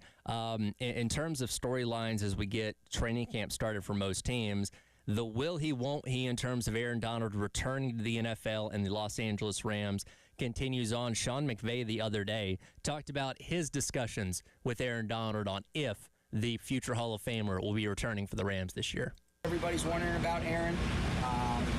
He is going through his process, and he is putting himself in a position to make a decision, and he's earned the right to be able to do that. And for those of you guys that do know Aaron, he's very diligent. Anything that he does all in. And so he's going through a very strict regimented process that was similar to what he did when he played. See how his body responds and feels. And then we've had some things that we'll just kind of, check up on each other, and then we'll see when we have more information whether or not we're going to give it a go or whether or not he's going to continue to enjoy what he's been doing for the last couple years. But if that is something that he wants to do, we are going to, try to be able to make that happen. And so, but I genuinely do not have an answer on whether he is or isn't. I know he's preparing himself to be able to make that decision, and if he feels good, then you guys know he's going to be ready to rock. But if not, he's earned the right. He doesn't owe us anything, and he's a special person. You guys know what he means to me, and so with that, I'll open up questions. I mean, it sounds like he's going to come back, right? That's not a 100% yes, but there's enough smoke around this it seems like Aaron Donald's going to give this another go. I feel like it's definitely going to happen. I can't say with 100% certainty because we don't know for sure.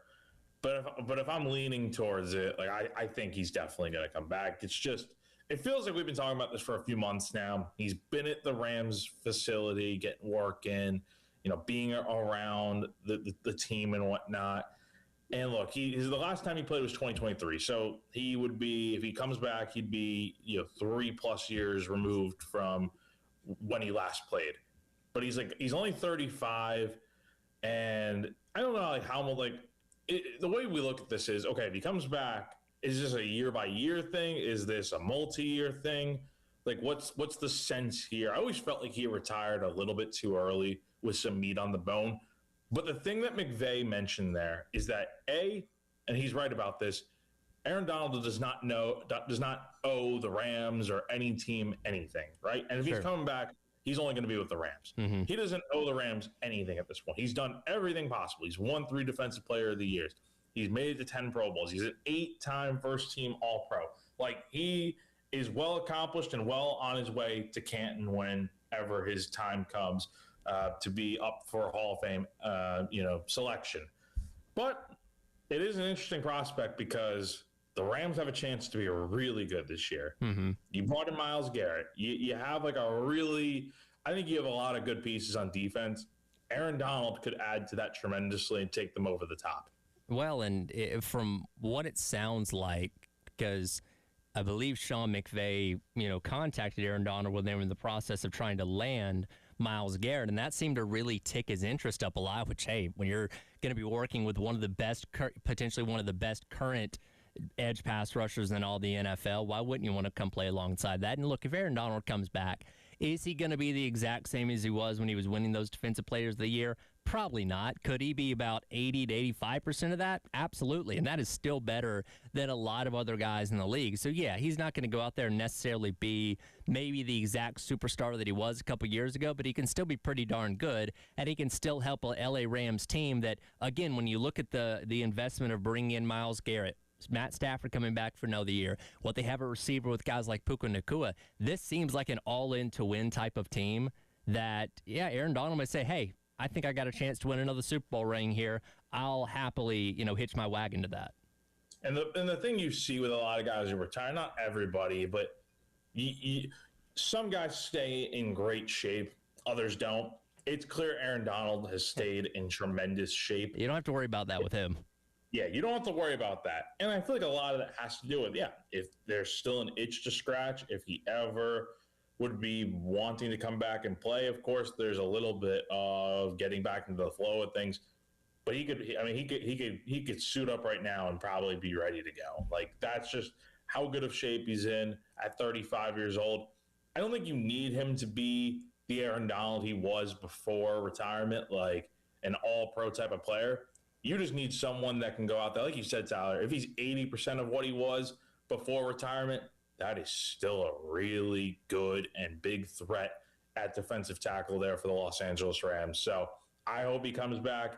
He would definitely help the Rams. I mean, you want to talk about winning the Super Bowl ring? He already has one.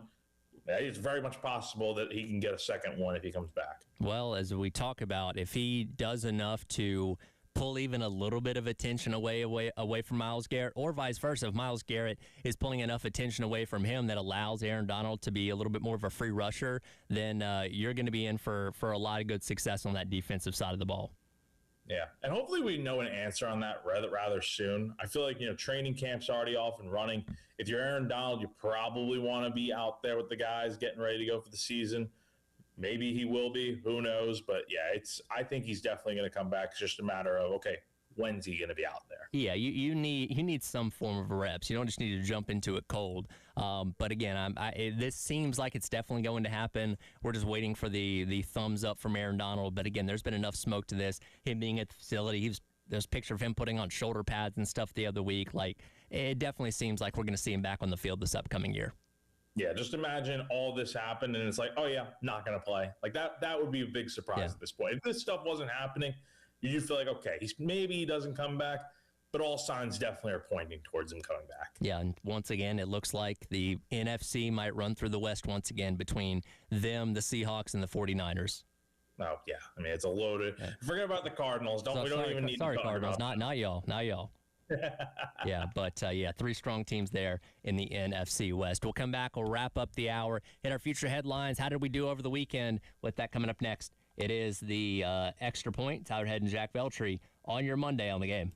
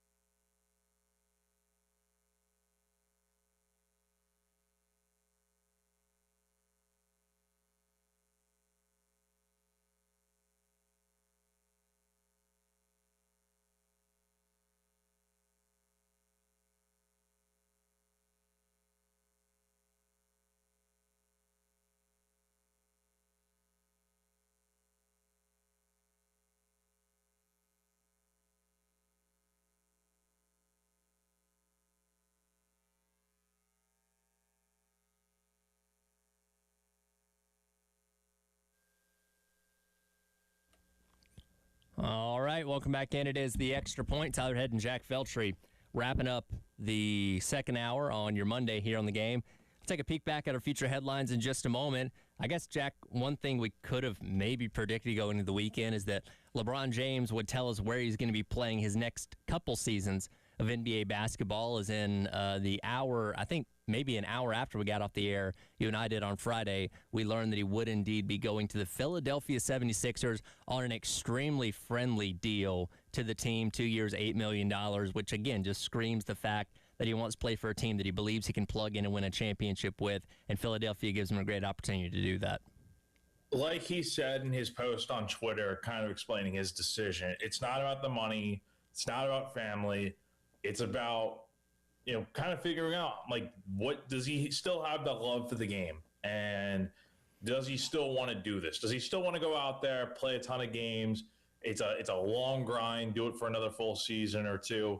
Well, clearly he does, right? And it was interesting. He mentioned, like, he was pretty much set on retirement after, like, he thought that last game with the Lakers against the Thunder there in Game 4 was his last game. But ultimately will not be 2 year, $8 million, like you said, Tyler. Really good contract for a guy that, as long as he stays healthy, the Philadelphia 76ers have a chance to be really, really good this year. You got Tyrese Maxey, Joel Embiid, VJ Edgecombe. Like, you got a really good team. Jaylen Brown. Yep. Like, that's an all-star starting five right there. I still find it hard to believe that LeBron would retire without giving us like the heads up prior to the season. We're saying, oh, I thought maybe that last game of the Lakers was the end of it for me. I think we're going to see a retirement tour. And maybe, I don't know, maybe it's this year, maybe it's next year, but I feel like we're going to know that well ahead of time so we can get the full. And I'm sure the NBA wants that too, right? They want to be able to sell, hey, LeBron's final game here, LeBron's final game there, final matchup with this guy, final matchup with that guy. I just don't think that decision comes after the season saying, all right, yep, that was it, I'm done. I think we get a proper send-off to, whether you want to argue about it or not, one of the greatest basketball players of all time. Yeah, so really interesting to see that I thought he was going to end up with Cleveland, quite honestly. I thought it was interesting that his team reached out to the Knicks, and the Knicks were like, no, we're good. The Knicks have a really good team already, but I thought he would have gone to Cleveland. I thought for a time he was going to go to Golden State, but to end up with the Sixers, there's no denying it's a really good situation for him out there. So we'll see him play likely his last couple years in the NBA with the Philadelphia 76ers. As far as our headlines going into the weekend, we focused on the SEC media poll, which, again, hadn't come out when we were doing our show on Friday. And you, Jack, were kind of predicting people might be surprised where Alabama was going to end up. Again, it's sixth, which is one behind LSU. And based on what we kind of know about the first 2 years, the 12-team playoff would have them on the outside looking in terms of making the playoffs for a second year in a row. Do you think six is surprising? Not that surprising. I thought it was either going to be they're picked pretty highly or they're a little, like, not middle of the pack, but they're like somewhere in that 7 to 8 range. And I felt like that would have been a little bit too low for Alabama. I think Bama's still going to be good. I mean, I think everyone forgets they made it to the SEC championship game last year. They won 11 games. They won a playoff road game at night. And had to come back from, 17 down, I think? They had to come back from a big deficit against Oklahoma and won a gutsy game on the road. Everyone's going to remember what happened last. They got blown out by Indiana in the Rose Bowl, 38-3. Yes. And Kalen DeBoer is all this hot seat talk, whatever. But, like, Alabama had a good season last year with a first-year starting quarterback. So I don't think it's that crazy to think that Alabama can do it again. Mm-hmm. And I think there's certain areas they got to be better. The run game's the biggest thing for me. Ryan Grubb figuring it out. Like, can that run game be better than what you had? I think your leading rush was Jam Miller with like 500 yards on the ground. Can Daniel Hill take a step forward? Can one of these new guys get in there and do their thing? Like, we'll see. And how does the quarterback situation play out? So I think 6 is honestly, I don't think it's like, it maybe is surprising that it's like Alabama's not like number 1 or 2. But this isn't Nick Saban's Alabama anymore. This is Kalen DeBoer's Bama now, year 3 with him. This is like, I think you mentioned it the other day, Tyler, like, there's only a few guys that are still here from the Saban era. Like, besides that, this is really DeBoer's team at this point. So I'm really curious to see how they're going to do this year. I mean, I picked them 5th in the SEC. So I think, in my opinion, they're like a 10-win team. I had a wishful prediction. I thought people might think highly enough of Norris Sellers to elect him third team All SEC. Didn't obviously end up happening. Again, Trinidad Chambliss, Arch Manning, and Gunnar Stockton the first three. I thought maybe the combination of Sellers with Kendall Browse might interest enough people, but again, not completely surprising that he was not selected. And hey, that goes back into what we said a little bit earlier on in the show. You can play that as this disrespect factor, that hey, same guys that you thought were going to be great last year, you don't think it'll be great this year, and we'll see if that's enough fuel to motivate this team to be better this year and rebound in 2026 or not. Yeah, no, it's not really a surprise that LaNorris was not on any of the All SEC teams. Here's the question: do we think by season's end he makes one of the All SEC teams? I certainly hope so, because that means we're going to be in for a fun year if that's the case. But do you think so? I think he can. Yeah, I think so. I think in this offense with Kendall Browse, I think it's going to benefit him a lot more, and we'll see more return to Sellers that we saw 2 years ago. I think he makes an All SEC team at the end of the year. There's your other hot take. Well, I think LaNorris Sellers is an All SEC player this I'll write that down as another one of your hot takes. All right. There you go. Good stuff, Jack. We'll talk to you tomorrow. All right. See you tomorrow. Gamecock Central Takeover Hour presented by Firehouse Subs up next here on the game.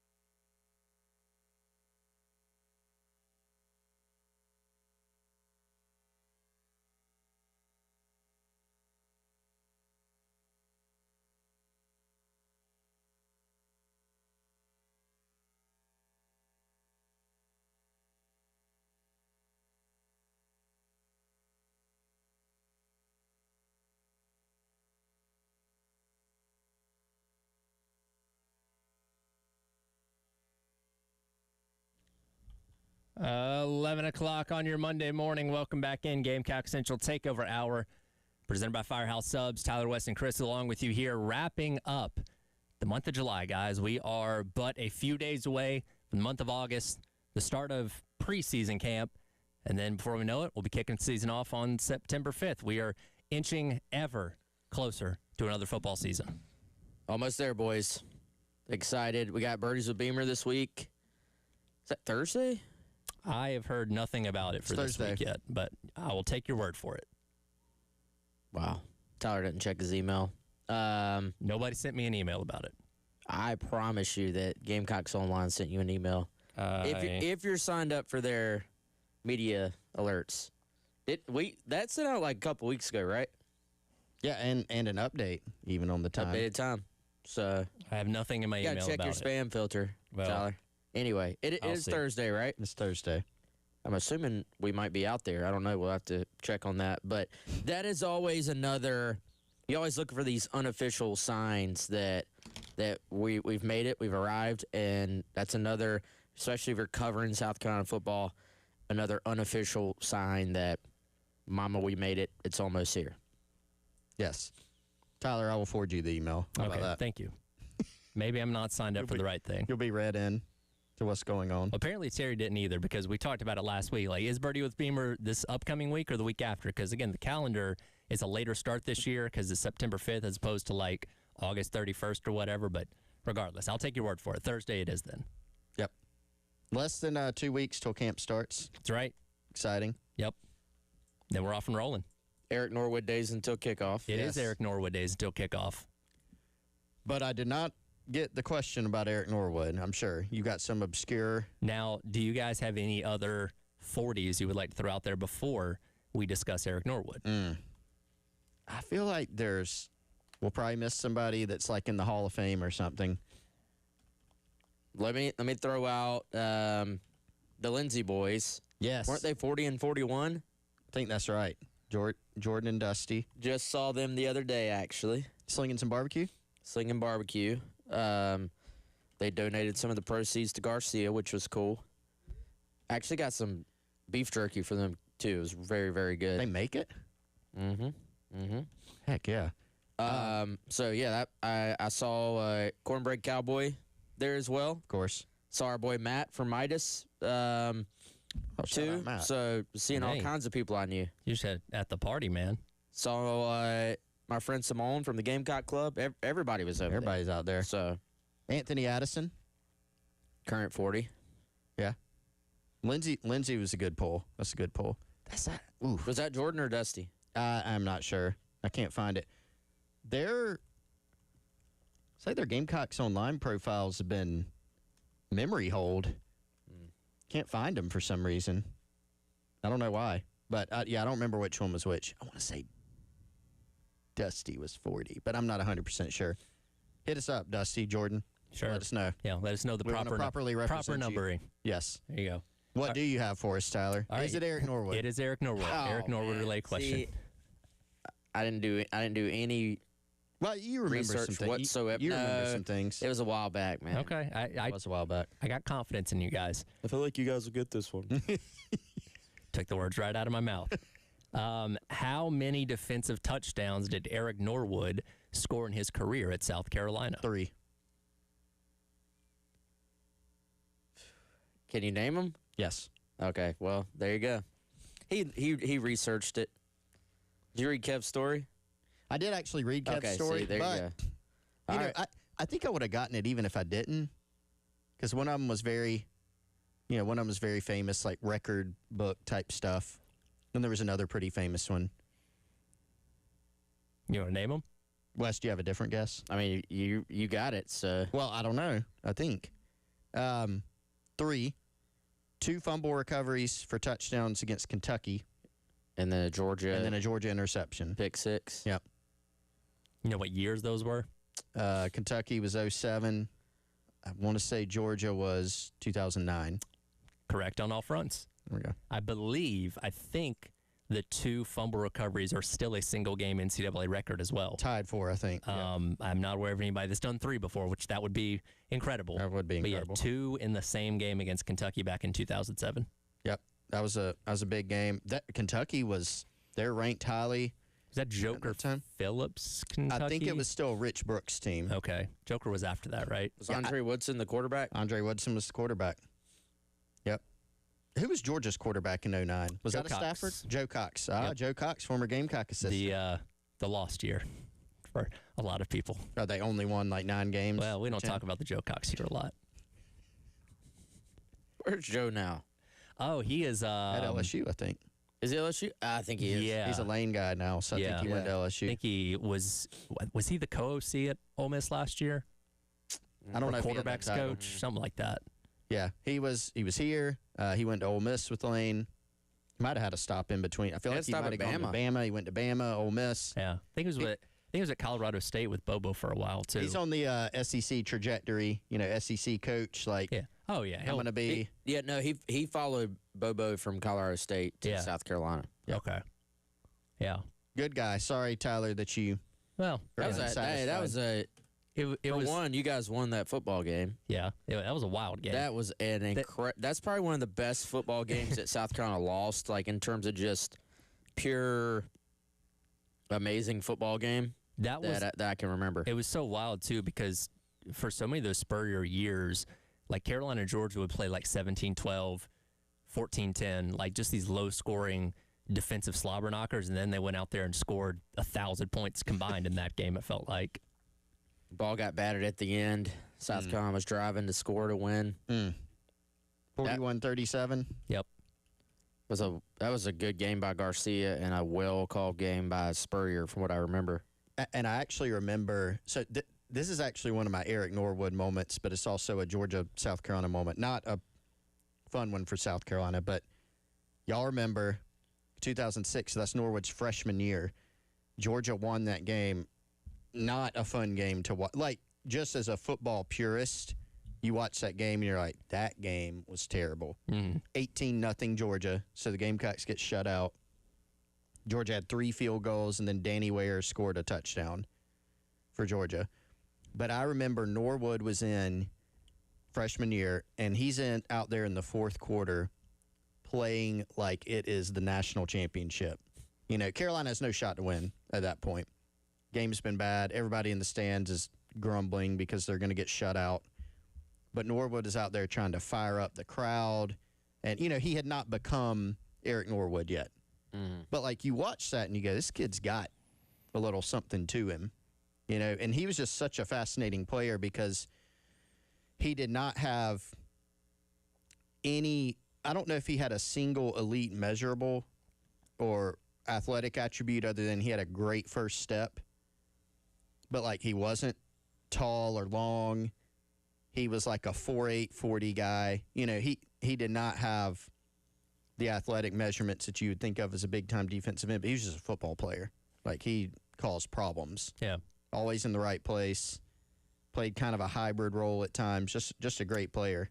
Well, there's an intangible that certain guys have. It's the want to, right? Like, you can have the measurables and all the athleticism in the world that make you a great football player, but there are some guys that may be a little bit shorter, a little bit smaller, a little bit slower, but have that tenacious attitude that doesn't completely make up that gap, but can allow them to be really good players. And you can't teach. You either have it or you don't. It seems like Eric Norwood was one of those guys that was just tenacious in everything that he did that allowed him to maybe play better than what, again, the measurables say he should have been.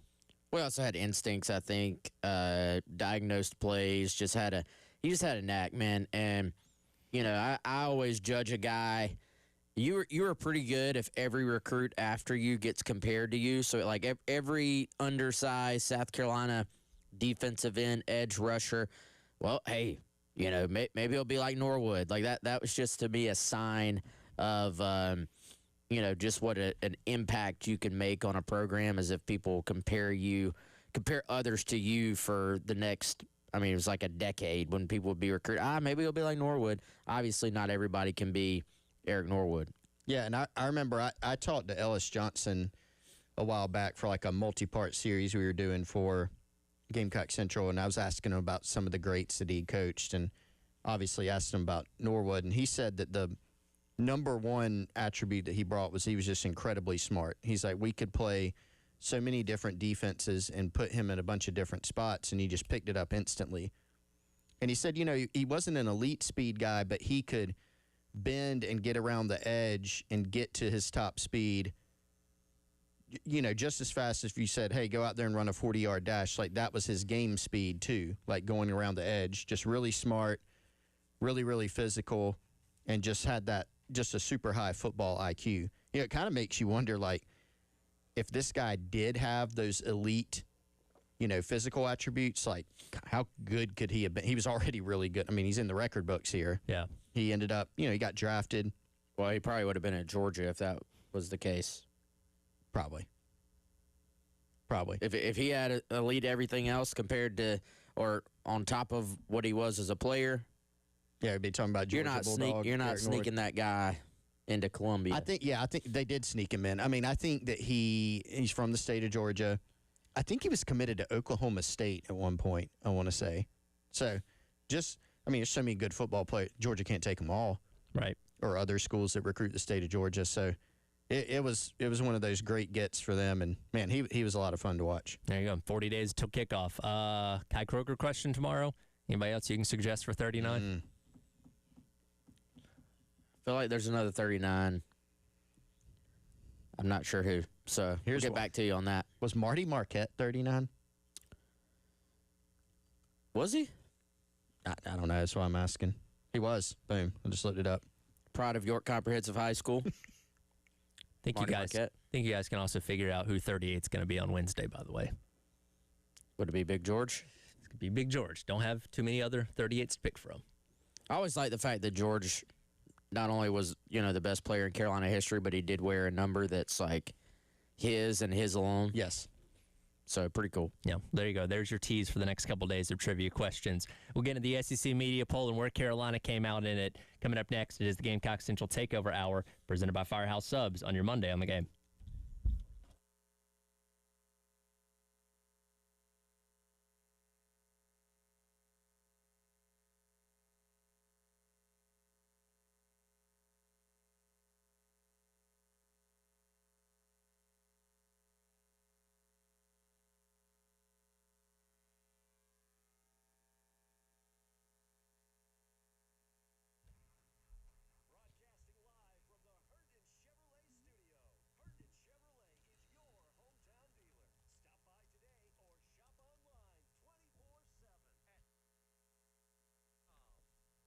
All right, as we do every day here on the show, let's tell you about our friends at Integrated Media. IntegratedMediaInc.com. You can trust them for any of your home or business audiovisual or tech needs. If you're a business owner, make sure you check out their conference room solutions. If you run virtual meetings, hybrid meetings in your conference room, one of the biggest problems is, can you hear me? Can you see me? Am I connected? They're going to make sure that everything is running in tip-top shape so that you can efficiently run your meetings without any interruptions. And they make it super easy to use. Also, at your home, they can mount TVs for you, but they can also do everything from that to a complete smart home system. Control your lights, devices, thermostats, even your security and cameras from a touch of a button. If you check them out on Instagram or Facebook on social media, that's Integrated Media Columbia. See some examples of some real past work that they've done. They've been to my home and Wes's. You can trust them. True one-stop shop. That's IntegratedMediaInc.com or 948-8327.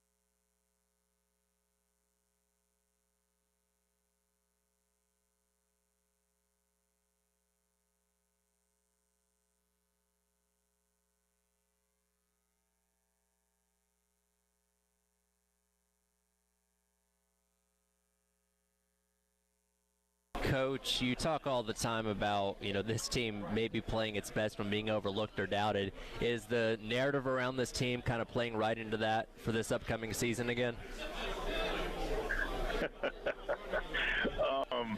Y'all just keep talking about what you've been talking about, the local media, the national media. We'll just keep working hard on the football facility, and we'll see you in September. How about that? Fair enough. Welcome back in. Gamecock Central Takeover Hour presented by Firehouse Subs. Tyler West and Chris. Along with you here on your Monday on the Game. That was when Coach Beamer joined us last Tuesday when they were on the way to the hotel for SEC Media Days, discussing being overlooked once again going into the 2026 season and playing right into that of, hey, the national media not thinking very much of us. When the SEC media poll came out on Friday, South Carolina found themselves 11th out of 16 teams, maybe a little bit lower than some of us thought. I voted them 8th, personally last week. But at the same time, not surprising that the collective sum of SEC media probably not thinking too highly of this team going into this year. Yeah, I remember that being a buy or sell as well, Tyler. We'll get to it. Okay. All right. Just saying. You want your credit? Is that what you're saying? No, I was just saying. All right. I'm not shocked by this at all. The biggest shock to me was that Bakari Swain, who had 3 touchdowns returned for a touchdown last year, which it is something that is very easy for the media to look up. It's not like something you even have to watch the games for. Did not make the list as a returner. That was really the biggest shock for me. I think, man, unless you just have some reason for people to be like, LSU hires Lane Kiffin, for example. The next big thing as a coach gets hired by your school or whatever it may be. Unless you have some reason for people to think, oh, they're going to do something way different than what we saw last year, you're just going to get voted about to where you were last year. And especially if you bring guys back, I don't think, as much as I think the hire of Kendall Briles is going to make a difference here, I just don't know if that's a big enough splash from like an SEC Media Day standpoint for people to maybe take that into account. And so, yeah, I'm really not shocked by this at all, nor do I really think it matters too much. Can I rant on Bakari real quick? Go for it. Not acceptable. That one was bizarre because you're right. Like, take like offensive linemen, okay? I mean, you can go look up like PFF grades, or you can look up on PFF like, okay, how many pressures or sacks did that guy give up? Or you can say, okay, that guy's the starting left tackle for team who's really good. He's probably, an all SEC guy. But to your point, Wes, like, you don't have to have watched the film. You just go look, all right, like, that's going to be my baseline. Who should be on the specialist, all-purpose, like, specialist all SEC list? First thing I'm going to go do is look up, did anybody score? Because it's kind of a more rare play than also receiver. He caught some touchdowns, running, whatever, quarterback. You're going to go look through that. Bakari Swain had 3 touchdowns last year. That's the same as the 3 guys who actually made it for their entire careers combined in one season. So that was just kind of bizarre. Like, I don't have a problem with, and all 3 of the guys that made the list are really good players, not discounting that. Ryan Niblett, stud from Texas, had 2 return touchdowns last year. But, like, Vernell Brown, statistically, like, it wasn't anything special. Yeah. And I think he returned some kicks, too, so maybe he got a little bit of extra juice because, okay, he does kicks and punts. But that was bizarre on Bakari. I don't really get that one. The only thing I can think of is that, those 3 touchdowns occurred in the first 2 games of the season. So early in the season, Carolina, again, didn't have the season people thought they were going to have, to where they're being talked about or is relevant anymore. And I'm not, defending the people that didn't put them on the list. I put them on my list. But that's the only thing I can think of, is maybe it's kind of like that out of sight, out of mind thing for most of the year, where you're not thinking about him as much, so he doesn't pop to the top of your mind if you're not just directly looking at the statistics of who the best returners in the SEC are. Yeah. I mean, I got an argument. This guy, I didn't argue. Some people on Twitter you just can't argue with. It's going to just go forever. But this guy said, well, maybe those other guys had more punt returns that flipped the field and changed games. and I was like, brother, if you think the SEC media has gone back and tracked how many punt returns these guys have that have flipped the field, then, got some oceanfront property to sell you. In Arizona. Yeah. I think Phil Steele may know how many punt returns flipped the field, but He probably Well, yeah. Phil Steele also has Vakari Swain #1 in his does. preseason So there you go. yeah. Yeah. list. Now, Phil Steele also breaks up punt return and kick return, but still, you would think, man, you'd be in the top 3. That's I mean, if you return 3 for touchdown, like there's so many limited opportunities to return punts anymore anyway that, I mean, I don't know. It's crazy. I don't care if it's in first 2 games or same game. I mean, one of them doesn't matter. I mean, one of them happened on a Sunday afternoon when you were pretty much the only game on, and it put the game away. Yeah. You know, like I still contend the one, I think it was the second one against SC State that he caught on the bounce is one of the more caught on the bounce in traffic is one of the more impressive things I've ever seen actually witnessed live at a sporting event in my life. Yeah, I would like to do anything in my life with the confidence of Vakari Swain fielding a punt. You know, like if I could be that confident doing anything, he's completely fearless on it. Yeah. You know, just know.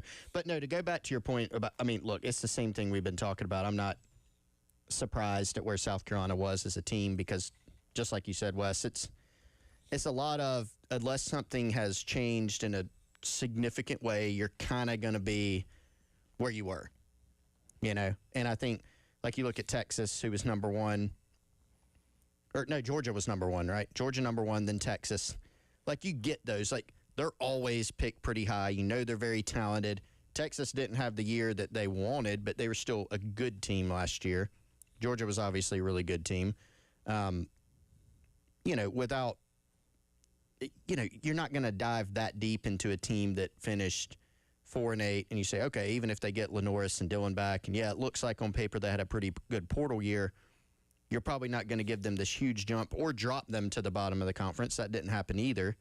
You know, you kind of just put them in the middle somewhere in the mix of all the other teams. Yeah.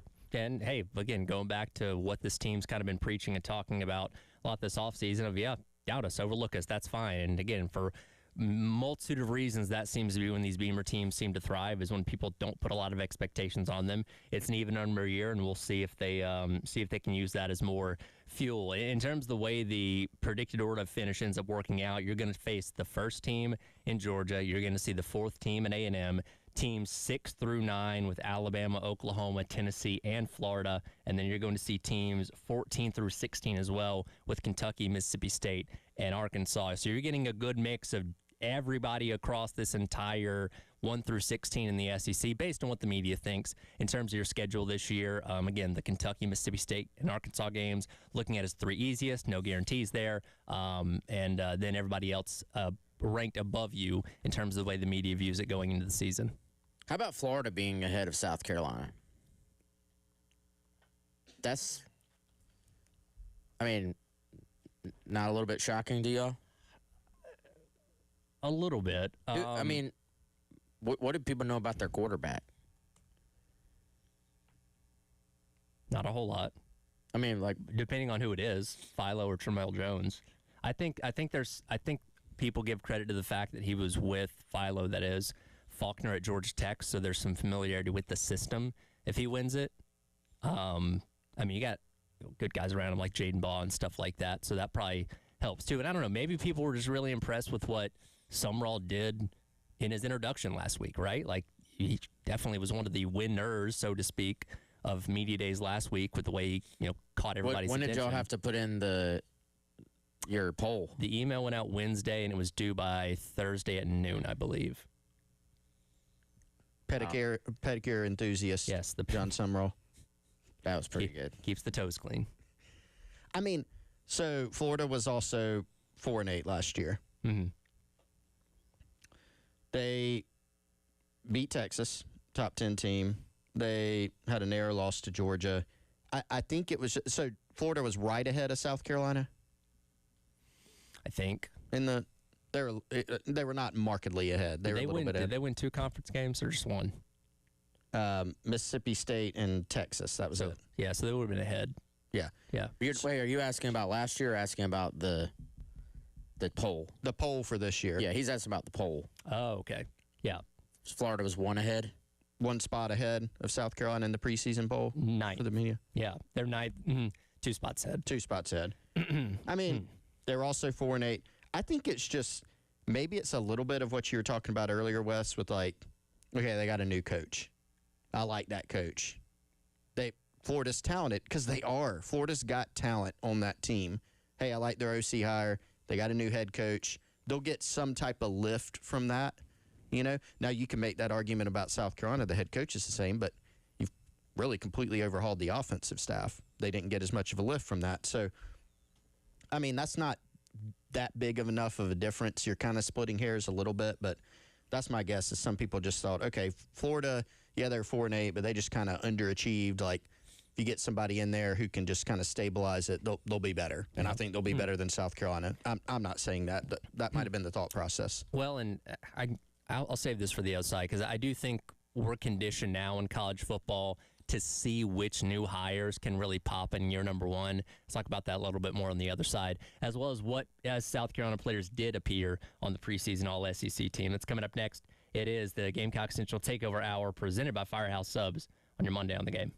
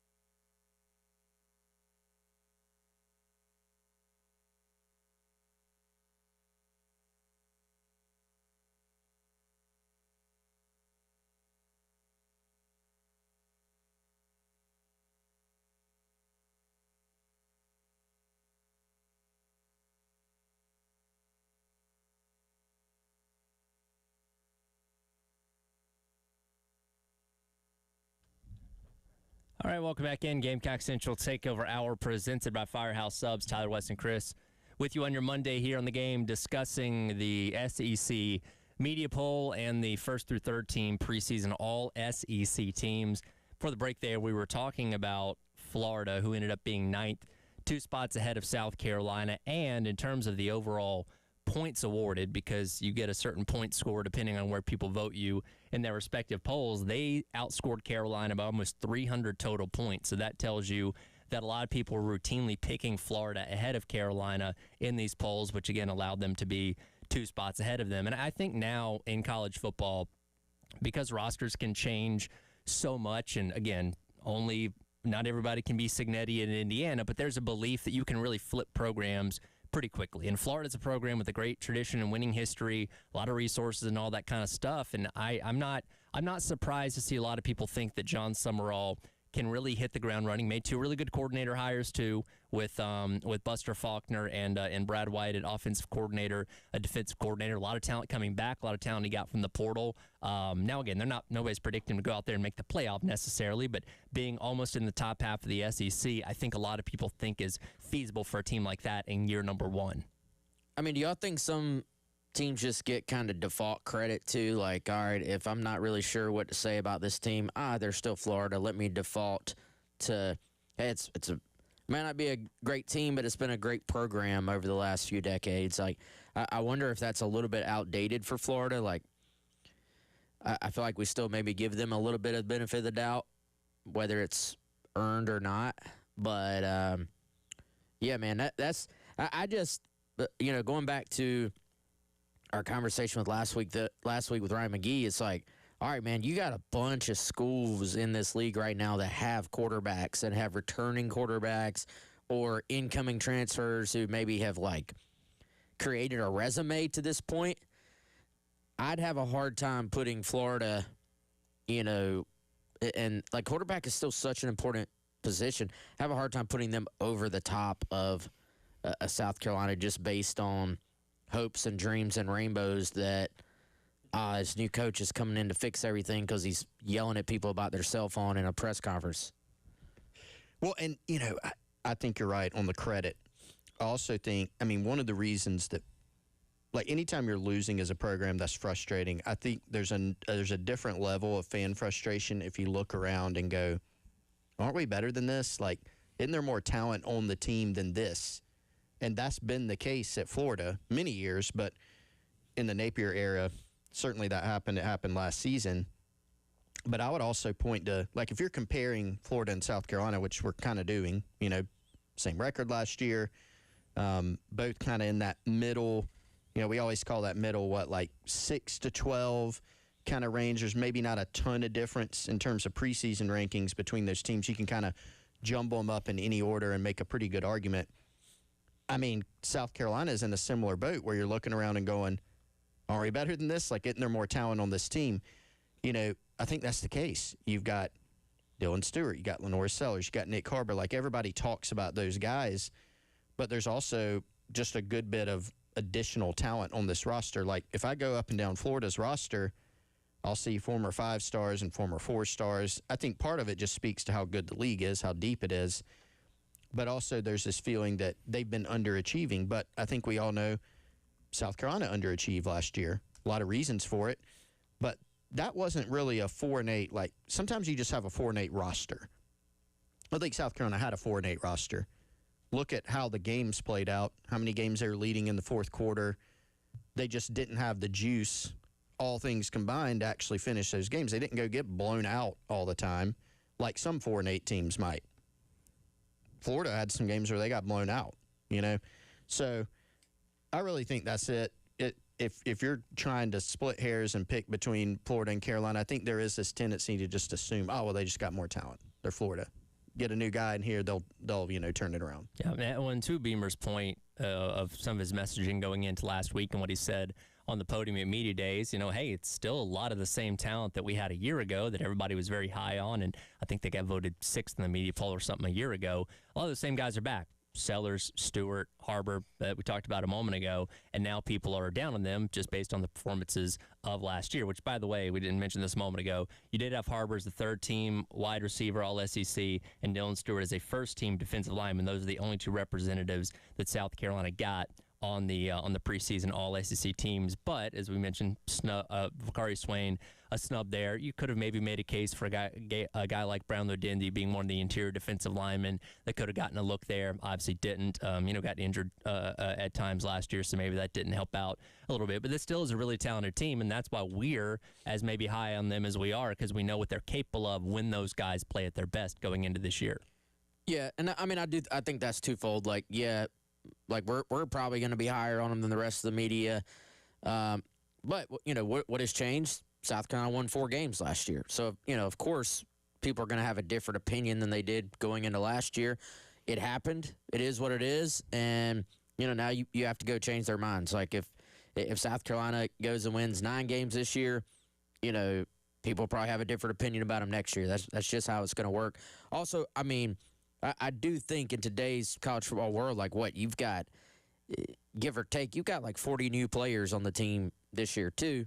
If you look at last year's team compared to 2024, you probably had, I think, 30 to 40 new players for that year's team, too. Like, yes, some of the high-profile guys are back, but it's not like these are the same teams anymore. Like, you have a ton of roster turnover that goes well beyond Lenore Sellers, Nick Harbor, Dylan Stewart. Peyton Williams obviously also went to, media day. But, I think a lot of that, too, yes, Lenore Sellers has got to go play well. That's a huge storyline for South Carolina, a huge impact. But all these other guys that you brought in, at least probably, 10 to 15 of those guys are going to be, maybe more, guys that are making an impact for you on the field. They're going to be on the field. You're going to need them to go play well. So it's obviously going to go beyond just the handful of big-name guys that the SEC media is looking at when they do this voting. So, I can see why the media voted them where they did. But again, this rarely means much of anything at all. It's really just about who can go out in the field and get the job done. And I too think it's worth pointing out in this league, except for maybe the bottom couple of teams, everybody has talent, man. Like, yeah, we can talk about Florida. Oh, Florida, man, they got more talent. Everybody has players that are pretty good. You just have to have enough of them. You have to have enough depth. And then you also have to have those different spaces. I mean, we're even sitting here talking about Mississippi State is near the bottom of this thing. They're going to be an absolute wagon, I think, to deal with when you look at Kamario Taylor. Great usage. I mean, and they probably won't win more than 3 SEC games. So that doesn't mean on any given night that you're not going to have a freaking battle with them. So everybody's got some talent, and it's spread out more than ever. Yeah. There's nobody that's going to be like, man, Mississippi State, that was fun. I mean, Vandy got good easy. last year. That was easy. Vandy. Yeah. Vandy. What? Nothing's impossible in the SEC. Everybody's got some talent, Yeah, man. I'm just throwing it out there. I threw it as my hot take earlier. I'm pretty high on Kentucky. I think that's a trickier game than people think it's going to be. Oh, boy. All right. Kentucky? Yeah. What makes you high on Kentucky? Will Stein. Let's hit this on the other side. All right, we'll hit that on the other side. It is the Gamecock Central Takeover Hour presented by Firehouse Subs on your Monday on the Game.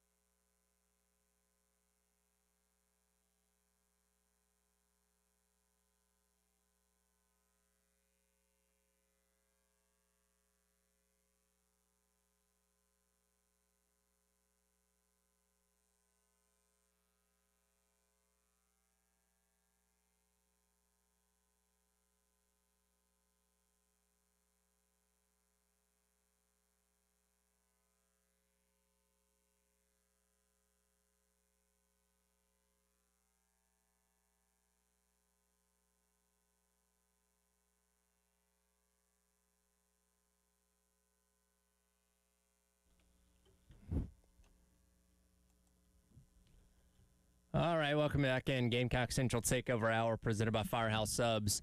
That was Chris wrapping up the hour here on your Monday on the game.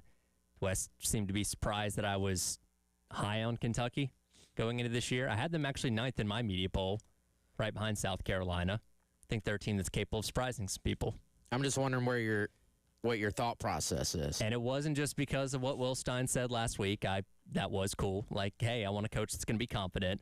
I just look at the roster, right? And like many programs that have a brand new head coach coming in, it's overhauled in a lot of ways. But I look at the talent that he brought in. I think Kenny Minchie has the capability of being a really good quarterback in the SEC. Again, he was second to C.J. Carr at Notre Dame last year, who might be one of the best quarterbacks in all of college football. I think what they brought in at running back with a couple guys that have dealt with some injuries, have the capability of being good. They've added some guys at receiver. They are rebuilding their offensive line, which is always going to be questionable, as we're dealing with here at South Carolina. Returners on defense, in addition to guys they brought in from the portal from other SEC schools. I just think, and I'm not saying they're going to go out there and win 9 or 10 games and be a playoff team, but for the people that, again, they're voted, I think, 14th in the media poll in reality, that tells you they're probably going to win 3 or 4 games. I think they have capability of winning maybe 6 or 7, which I think would surprise a lot of people. And I think that game early in the season for Carolina is trickier than people are making it out to be. Yeah, I think it's going to be tough sledding for them, man, because they're going to be staring at 0-3 in the an 0-3 start in the SEC is Kentucky, because they have Alabama and at A&M and then at South Carolina to start the Stein era in the SEC. And then guess what? You got to face LSU and at Oklahoma after that. So I don't know, man. I just think, Minchie has thrown like 29 career passes. When I look around the rest of the league, yeah, they've added a bunch of guys, but pretty much every team that has a new coach has brought in like 30 to 40 transfers in their team. So they've completely rebuilt their team. I do think their O-line will be better. They spent in the portal on the O-line. I think Stein will probably lean into the idea of fixing their run game. That was something the Oregon teams did very, very well. I think Minchie has some mobility to him. So, if you can get C.J. Baxter back to 100% and add in the mobility factor there from the quarterback position, yeah, they're going to be a tough out. But I just comparatively to the rest of the league, though, it's hard for me. Like this is a brutal schedule. Mm-hmm. They may have. I haven't seen the actual list, but this is probably one of the hardest schedules in the league, I think. So yeah, that's why it's a hot take. You just throw it out there. Yeah, no, and you go up and down the roster. They got transfers from Texas, Oklahoma, Southern Cal, Florida, LSU. Notre Dame, like you mentioned. Like they have Ohio State. They have talent on this roster. I think it's just a lack of experience, though. Lack of experience, and then like you mentioned, Tyler. It's like you look at the quarterbacks in the league, like. Yeah, I think Minchie has the capability, but there's a lot of quarterbacks in the league that have already shown that they have the capability, So I tend to fall more in kind of Wes's line of thinking that, like, tough out, like, they're going to be a problem to deal with, like everybody. But to get that many wins to where you're going, that's probably going to be tough in year one. We will check the results coming in December. Yes. See who was right. As far as being right, buy or sell over the weekend. First question was South Carolina to be in the top half of the media poll. You guys both sold on that. I bought. You guys were obviously correct there. Again, I voted them 8th in mine. Was hopeful that other people might follow suit. Didn't end up happening. That came out right after our show went off the air. Literally. Question number 2, Ronald Acuna would play for the Braves this weekend. He did not, though he's expected to be back on the roster tonight as they take on the Mets. Wes and I both sold on that. Chris bought. You guys were both down on AZ Fudd winning the 3-point contest for WNBA All-Star Weekend, and she did win it, so I got that one right. And then the Red Sox ended up taking 2 out of 3 out of Toronto. Chris is the only one to sell on that in terms of them losing 2 out of 3, so you got that right. Nice. Okay. So, little mixed bag there. Nobody had a great showing. No, not really. I can't wait for football season to get here for the purposes of buy or sell being they're way better than better because I'm I'm grasping at straws on a lot of these sometimes. It's okay. It's Yeah. okay. Trying to be creative. You get Ronnie back tonight, though. Yep. Hey, Braves. Did y'all watch the game yesterday? Yeah, kind of Holy Wacky. cow! wacky ending there. I have no idea how they won that game. Like, I need to go back and see what was the percentage. You know how ESPN does a little thing. Here's your percentage of winning at this exact moment. What is the percentage when you're in extras and you're the away team and there's nobody out and the opponent has the bases loaded? Like, I'm going to go with like 7%. no, it's got to be way lower than that. It's got to be like 0.7%. So, They found a way. anyway. Yeah. But yeah, that wild ending of that one over the weekend. Since the All-Star break, I think they've won, is it 7 out of 10 now? Something close to that. Something like that. Yeah. Sounds right. So needed that little break. Mets tonight Yep. in Queens. So we'll be watching. That's where we're at right Ready now. to see what they'll do at the deadline. Yep. That's what day's the deadline? It's not August. It's not July 31st this year. It's like Couple days 12 later. days away, I think. Yeah. Yeah, Is it's it got a little kind more of time. is it kind of expected that they will do something, or is everybody yeah. kind of No, watching to see They'll Yeah. do something. Don't. I mean, you need more pitching. something substantial though? I know Yeah. they'll do something, but like Define something big. define substantial. I don't know. Just kind, Well, of, here- kind of a whoa. Didn't see that coming. No, here's the thing with here's what I think. Yes, they need more pitching, but if like Anthopoulos takes the approach of I'm going to improve this team wherever I can. So obviously we all look at it like, hey, they need a number 2 starter. He's typically not willing to like give up a ton. I feel like maybe they go out and get an additional closer, and you're like, well, what'd they do that for? Well, we saw them do that a couple of years ago. They brought in Iglesias, even though they already had a closer, and basically we're building for the future, but also improving the bullpen for now. So I think you almost always see them do something incredibly unpredictable. So we'll see if that's the case again. We'll see what happens, but off to a good start after the All-Star break. Coming up next, halftime show with Scott Hamilton on your Monday on the Game.